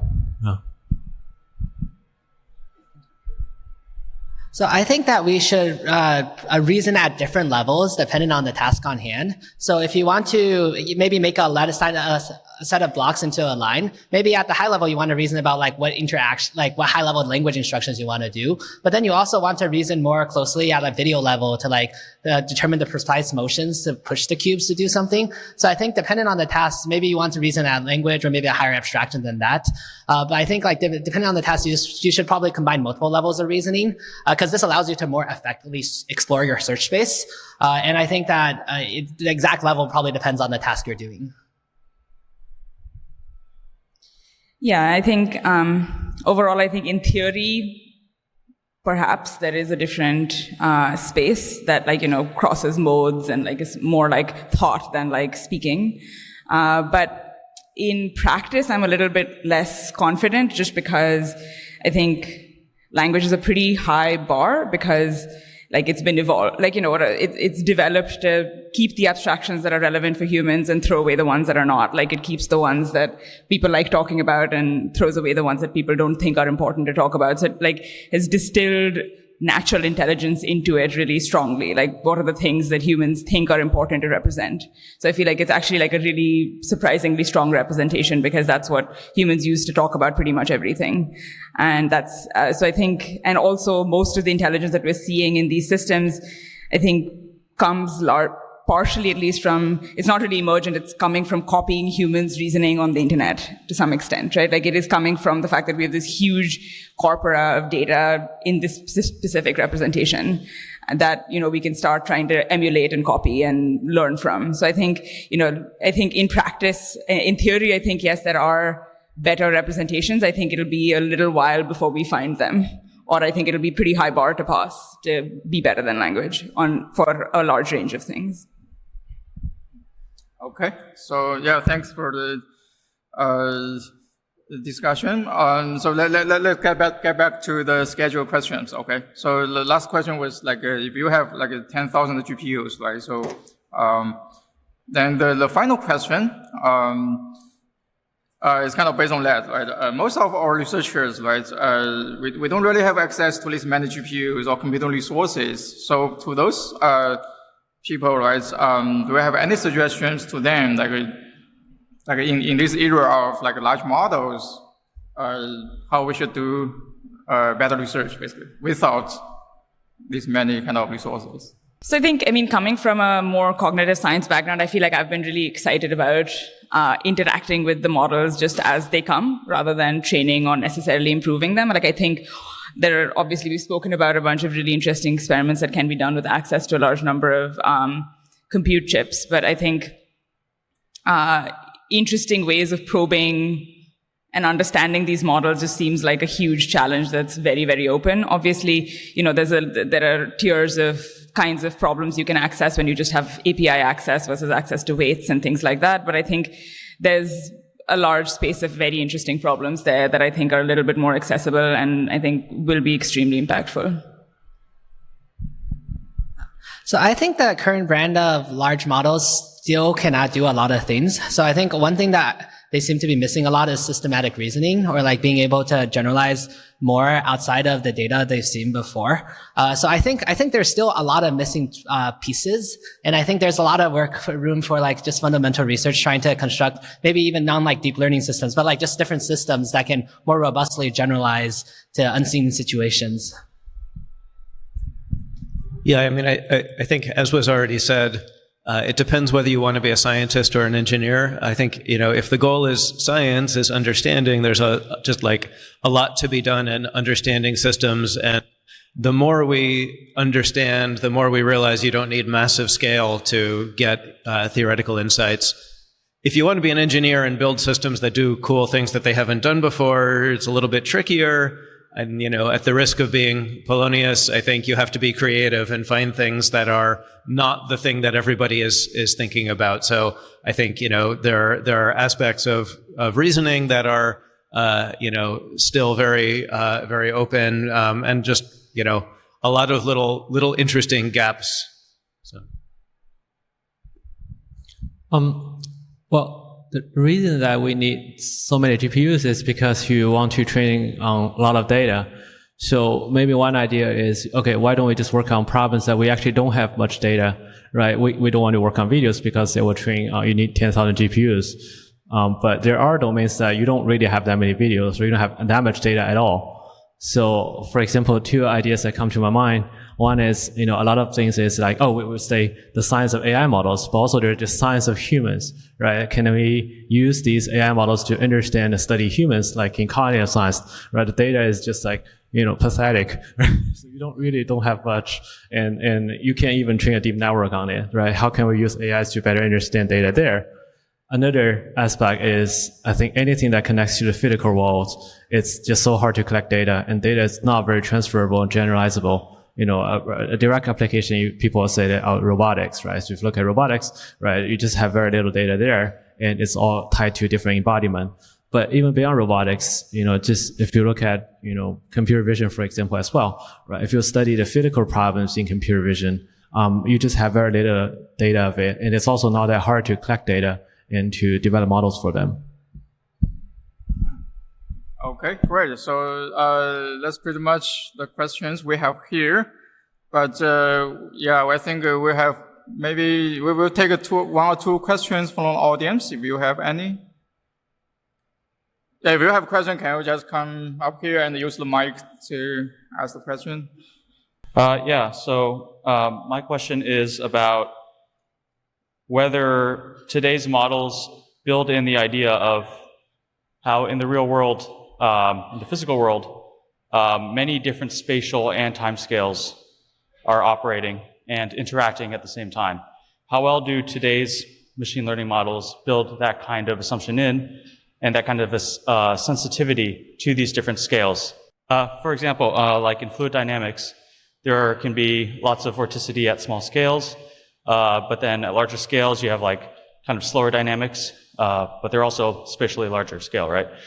So if you want to build a world model for an agent, perhaps maybe you want it to be able to recognize small actions like taking a step, like identifying from a video that someone has like kicked a ball, but then larger actions that take place over longer time scales, like going to the grocery store. If it sees a video of that, it should be able to recognize that this larger timescale event happened. So how well do today's models build in this kind of assumption of large and small timescales or spatial scales, like inductively?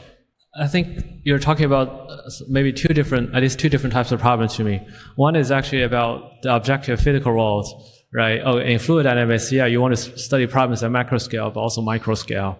And how could you build in that?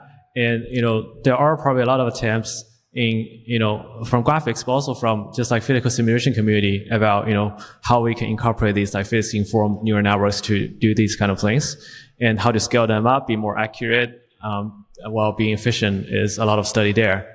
But then you talk about something else, which is, if you want to make a plan and then you want to make plans that different, if I want to go back to San Francisco, I'm not going to think about, okay, should I, move left foot first or right foot first? I'm going to buy a ticket, right? Airplane ticket. So, but that sounds like more like, it's more about semantics, less about physics. It isn't the case that those things are very well handled by large language models right now, right? So large language models can make plans for you at these different granularities for anything that's semantic, at least to me. Yeah, I think one quick comment was, I think it's possible that the models represent information at different levels of abstraction and can reason over them. I think what I think is almost definitely missing is knowing what the right level of abstraction is for a specific problem. Like if you kind of prompt it with a specific kind of chain of thought, it can then continue that chain of thought for different problems. So you're kind of telling it what level of abstraction you want it to think at with the examples that you've given it. Or, for example, it just amortized it over like, in the internet, this is how people think about this problem. But I think being able to sort of reason through, okay, maybe this is the level of abstraction at which I need to think, I think that's probably still not quite there yet. I heard you saying that most of you don't believe AGI is closed. And for me, seeing what happened from 2022 to 23, makes a very nice curve of things happening. And it made me a bit sad to see you saying that.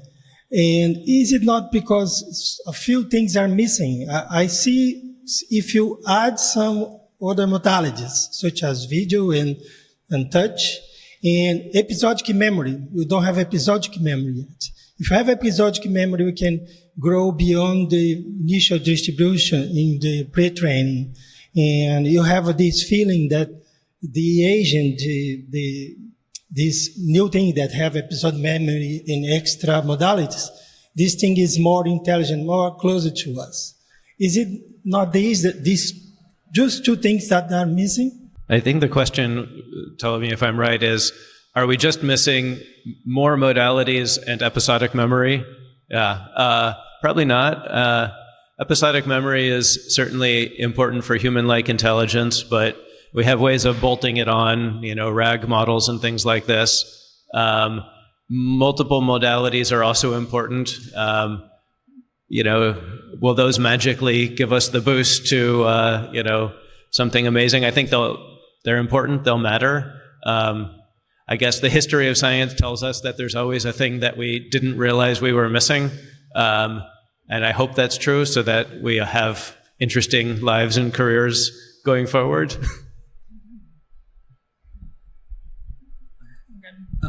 I think that multimodal models don't I don't think it's as simple as just like adding images to language and now it can understand both images and language. So I think the structure of images is very different than language. So language, you can just interchange many words and you can change the meaning easily. But if you interchange some pixels in the image, it's not so clear how well that works. And I guess as an example, if you even take these really large text to image models and you ask it to make a spoon on top of a plate, it will make the spoon correctly on top of the plate. But if you tell it to make a plate on top of the spoon, it will always put the spoon on top of the plate. So it seems like a lot of these models, a lot of this ability to arbitrarily generalize to different combinations of scenes work well in language because of the structure of language. And it's not so clear that the structure will carry over when you just have these multimodal models. Yeah, and similar to some stuff that's been said I think specifically on the multimodal angle, I think it's very interesting how different the distribution of data that natural intelligence had access to and artificial intelligence has access to is just so different.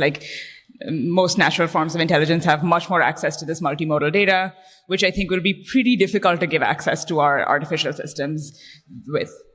That too, but I think, specifically saying that I think adding multimodality, I think has been said before, I think there's going to be many layers and complexities to what it means to add multimodality, adding agency of being able to see, there are experiments in natural intelligence of being able to make sense of the world is a lot easier if you have control over your own visual scene, being able to control what you're seeing versus being given passive data. So I think while multimodality is an interesting thing to add on, I think as has been said before, I think there'll be many interesting and subtle challenges in exactly how we glom that onto our system and whether that'll actually give us something that's even remotely familiar to the ways that we interact with multimodal systems. Okay, great. So yeah, let's thank the panelists for the nice discussion.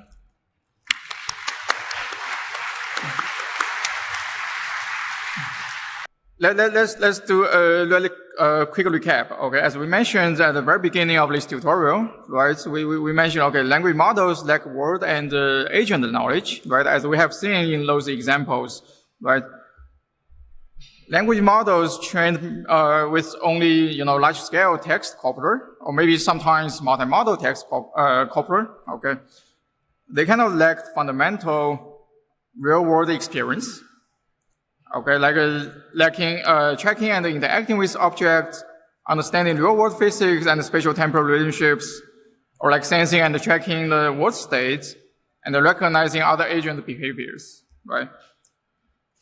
So we also mentioned this example, right? We want to learn to, rock climb, okay? we cannot learn it, right, very well by just reading a book, right? We have to, really have this real-world experience, right, to practice, get feedback, and then we adjust ourselves, right, to really improve the scale, right? So here's the point of this, right? We need richer learning mechanisms for a model to, really learn this word and agent knowledge. Right? So we'll discuss how we can learn or improve language models with embodied experiences and also with social learning. Right? And the second limitation we want to mention again here is the inefficiency of language as a modality, right, to represent the information and to carry out the reasoning. Okay, language is sometimes not the most efficient medium to describe all information during reasoning, and other sensory modalities like image and videos can be more efficient, right? For example, in auto driving, right, you have to be able to describe the street state in order to decide, okay, how I should drive, right? And in this street state, you have to know, okay, the precise locations and the movement of the vehicles, right? We have to use language to describe everything. That will be very inefficient, right? And here's another example we mentioned earlier, right? We pour liquids into a glass without spilling, okay? We need to know all these properties of the fluid, right? The volume, the viscosity, right? And also the shape and the position of the containers, right? Those kind of low-level information or this kind of intuitive physics, right? They are very hard to be expressed very precisely with natural language. So this really core in multi-model capabilities, right, for world and agent modeling. So that's the outline of this part, okay? We want to enhance the language model backend. We'll discuss what kind of richer learning mechanism we can use to enhance the language model, and also how can we add the multi-model capabilities into the backend. Okay. So the first, okay, how can we learn with embodied experiences? Okay. Basically, we want to answer the kind of three questions. First, where can we get the embodied experience? And then once we get the experience, and second question is how to get this experience, right, from the source of the experience. And then third, once we get the experience, how do we learn with the experiences? The first question, okay, where to get the experiences? Of course, if you have the like a real robot, right? We can deploy these models maybe in the brain of the robot, and you just drive the robot to do all these different tasks, right? To collect the experience.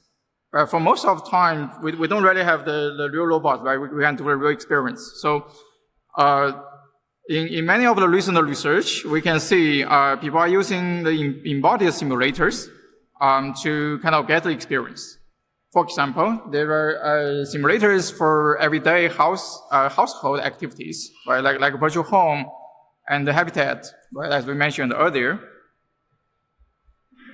And there are others like Touchdown, which is for like navigating in an urban scene. So you could kind of simulate the auto driving scenarios, for example. And Minecraft is another very kind of general and flexible environment we can use to get experience. Right? It's kind of letting agents to explore a 3D infinite world and conduct rich tasks. Right. For example, you can control the agents to do very fine-grained actions, and you could, you can like mine the diamonds or different resources, right, and get a feedback.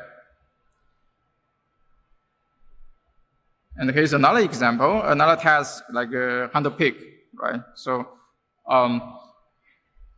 those kind of simulators are kind of, simulating the real world tasks, right? So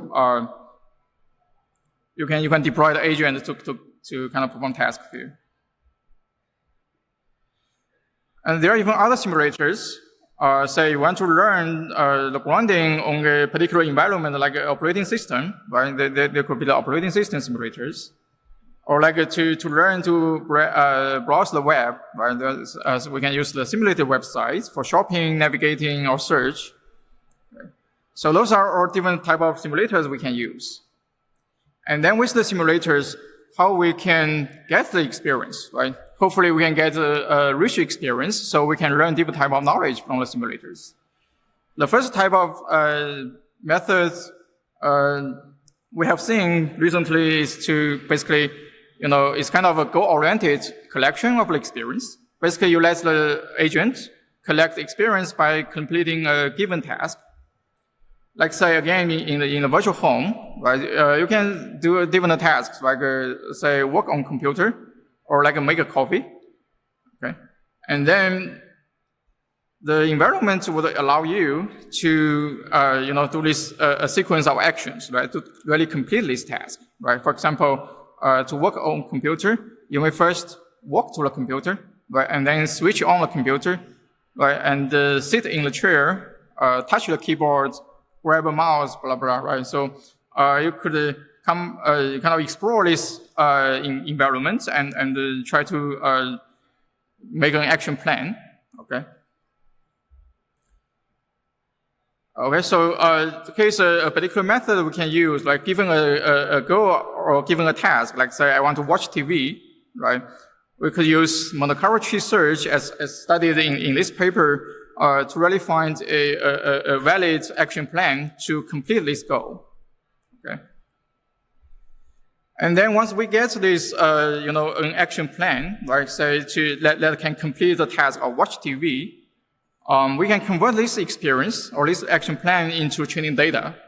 Like say, in this work, they kind of convert this action plan into a question answering format. For example, how to watch TV, right? Given the environment configuration, right? So the answer is basically the step-by-step action plan. Or like say you can do the kind of inverse task, like okay, I give this plan to a language model.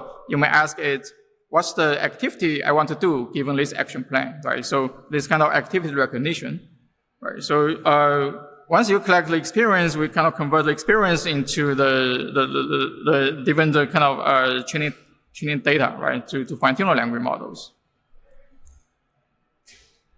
And the second type of method is about the auto curriculum. Okay, so in the first method, we say, okay, you have to specify the task. There's also work trying to, propose new tasks automatically. As in this work, right? In the Minecraft simulator, right? You can do a lot of different tasks. Okay, once you get a task, you will do as what we said, right? We collect experience by completing a task and then use the experience for training.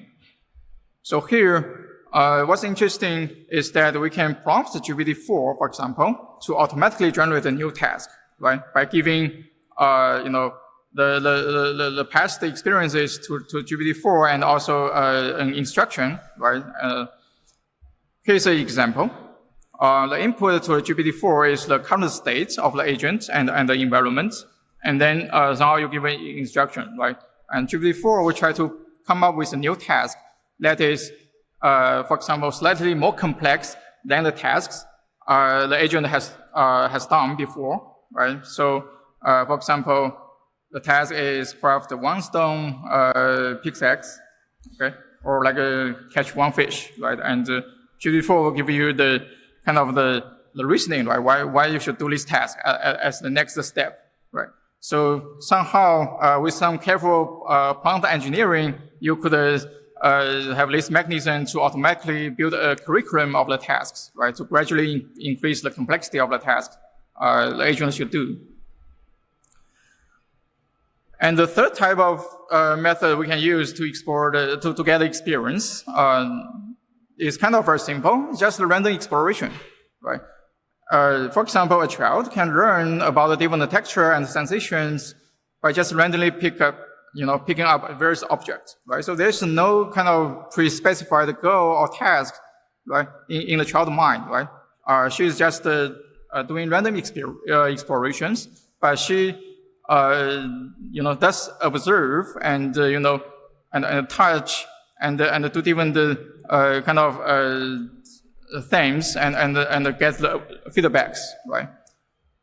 So here's one particular implementation in this work. You just let the agents do whatever valid actions in the environment, right? Like say, first grab a pillow, give a pillow to another agent, and maybe like walk to bathroom, blah blah, right? So there's kind of just randomly pick whatever available valid action.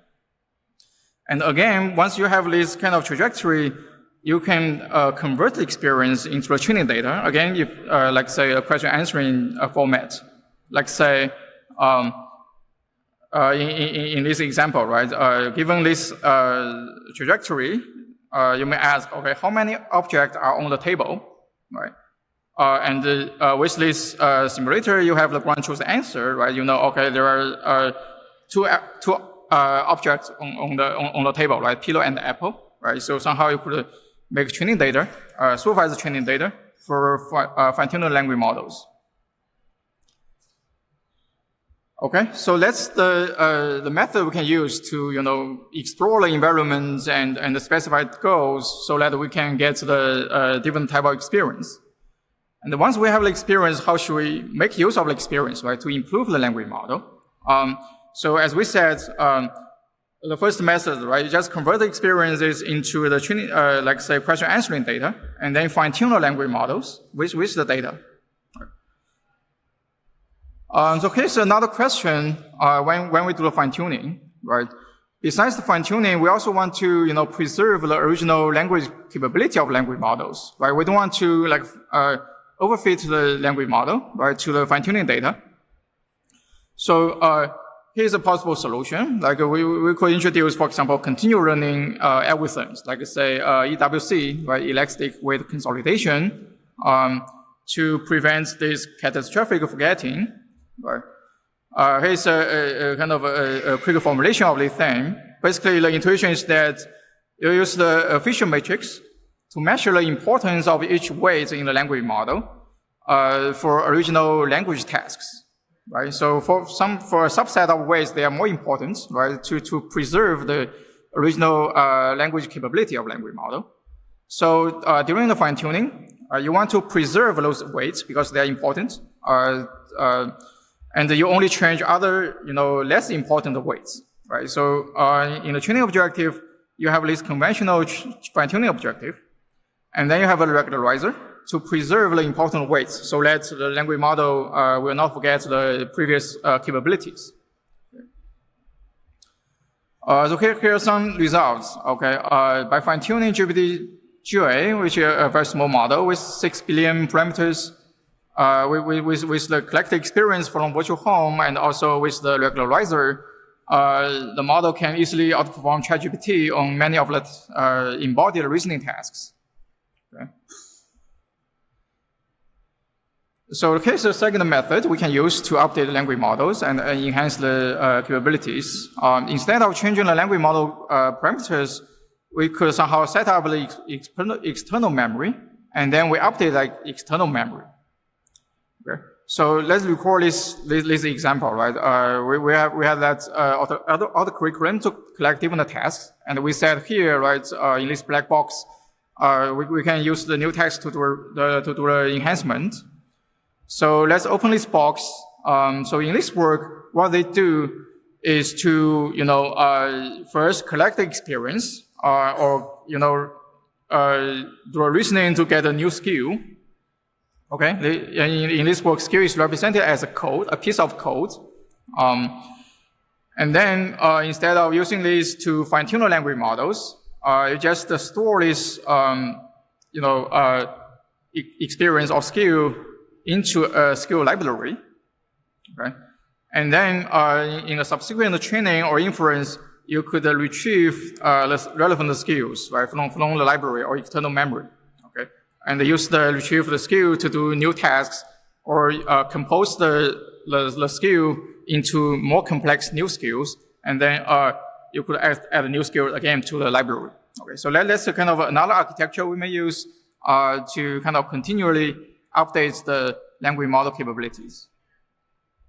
Okay, so a quick summary of the first part. Basically, where to get experience, there could be a lot of simulators we can use if we don't have the real kind of robots to really, simulate collect the experience. And then how to get experience? Maybe we can set up this goal-oriented planning or the curriculum to get new tasks and random exploration. And how to learn? Maybe fine-tune the language models with the proper regularizers, or like just update the external memory. Okay. The second part about social learning. Okay, we humans learn by observing, imitating, and interacting with other agents, right, to get the social knowledge and the skills. So let's use this particular example, learning alignment, to showcase, okay, a particular work. Okay, how should we improve language models with social interactions? So first, the alignment problem, right? Say you have a question to the language model, right? Can you tell me how to steal money from the cash register without getting caught, right? If for an aligned language model, okay, we hope that it can say, okay, sorry, but I cannot help you with that because this is a crime, right? So this is kind of an aligned response compared to, okay, just giving you the plan, okay, how we should steal money. Right, that's not an aligned robot. So to learn this alignment, okay, the conventional learning approach, for example, supervised fine-tuning. Basically, what you would do is to collect this training data, right? Questions plus aligned responses. These aligned responses may be annotated by a human, or maybe somehow you synthesize the data, right? And then we just use the supervised training to fine-tune a language model. And alternatively, we can, in conventional way, right, we could run a reward model, right, using again this kind of data, right, aligned response with rating and misaligned response with ratings. We learn a reward model, and then we use the, say, reinforcement learning, right, to fine-tune a language model using the reward model. Right, so in this way, you have the online interaction based on reinforcement learning. Okay, so in this way, you can see in this method, we already have some interactions, right? It's just that the feedback we receive from the reward model is a very simplistic feedback, which is binary feedback, right? Is it aligned or is it not aligned, for example, right? But in real world, we can simulate richer interactions. For example, by interacting language models with each other to receive better and more structured interactions. Okay, in this work, say the authors, they set up a sandbox. Okay,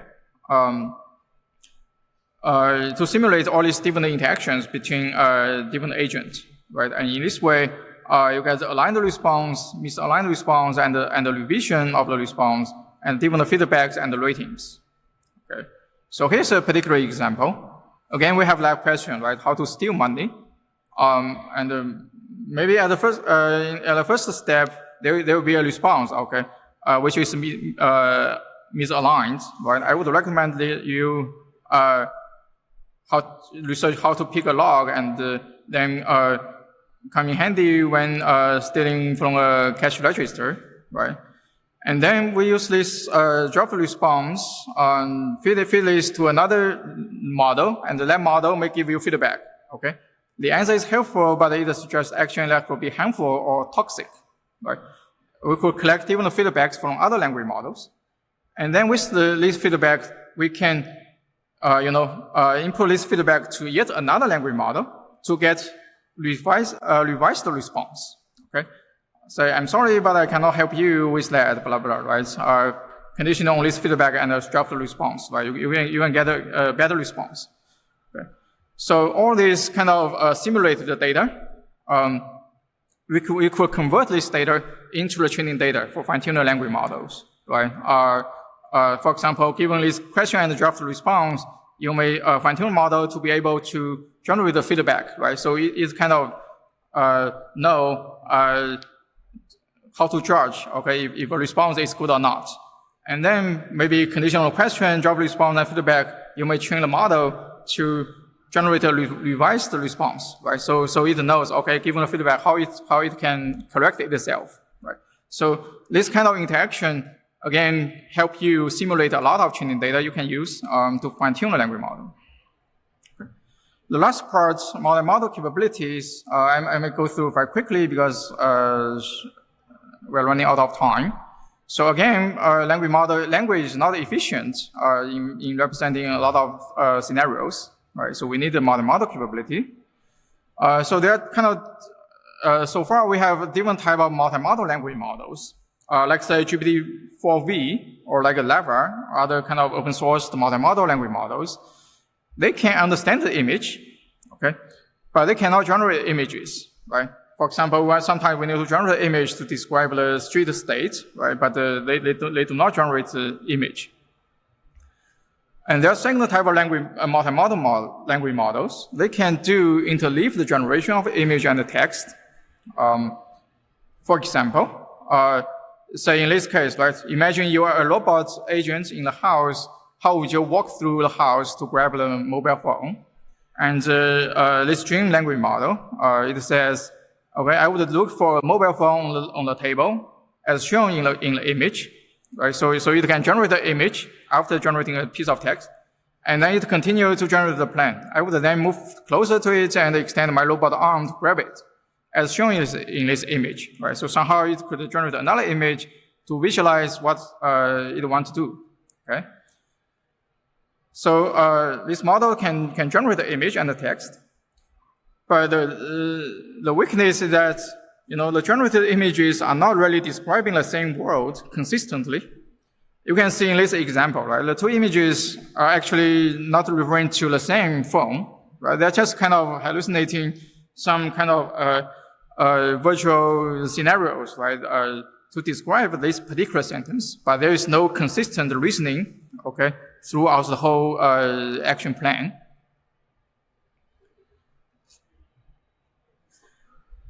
And we all know this, right? Last week, Google released the Gemini. We're not sure because Google did not really review the details, right? Can Gemini really, overcome this problem, right? It does generate images as shown in the paper, okay? Given this prompt, the model can generate interleaved image and the text. But can it really, describe the world consistently? Right? We're not sure yet. So the third type of multi-model models we have seen today is the video simulation models, as we mentioned quickly in the earlier part. Okay, so this is the Uniscene. Okay, they can generate the videos given actions. So here's a particular example, as we have seen before, right? Given the states, you may input an action, and then the simulator will simulate the next state, okay, represented by video. So Uniscene is a video diffusion model. So you can see it's already a different backbone, right, underlying the model. It's a diffusion model instead of transformer language model, autoregressive model, okay? The model is trained to predict the future video frames given previous frames and action, right? And they collect a lot of training data, like simulated execution from the simulators, and real robot data, human activity videos, and the internet text image data, right? So you collect all this data to train a diffusion model. And here's another example, as we have seen also, right? You can given a prompt with a couple of kind of frames, starting frames, the model can unroll multiple possible futures, right, with videos. And here's a particularly interesting example. Like during the generation, you can give a natural language prompt, right? Say it is night, and we have turned on our headlights, right? And you can see in this video, in the later part, it really turns into night and the headlights of the vehicles turn on, right? So that's a kind of a video generation model that can respond to the prompt, okay?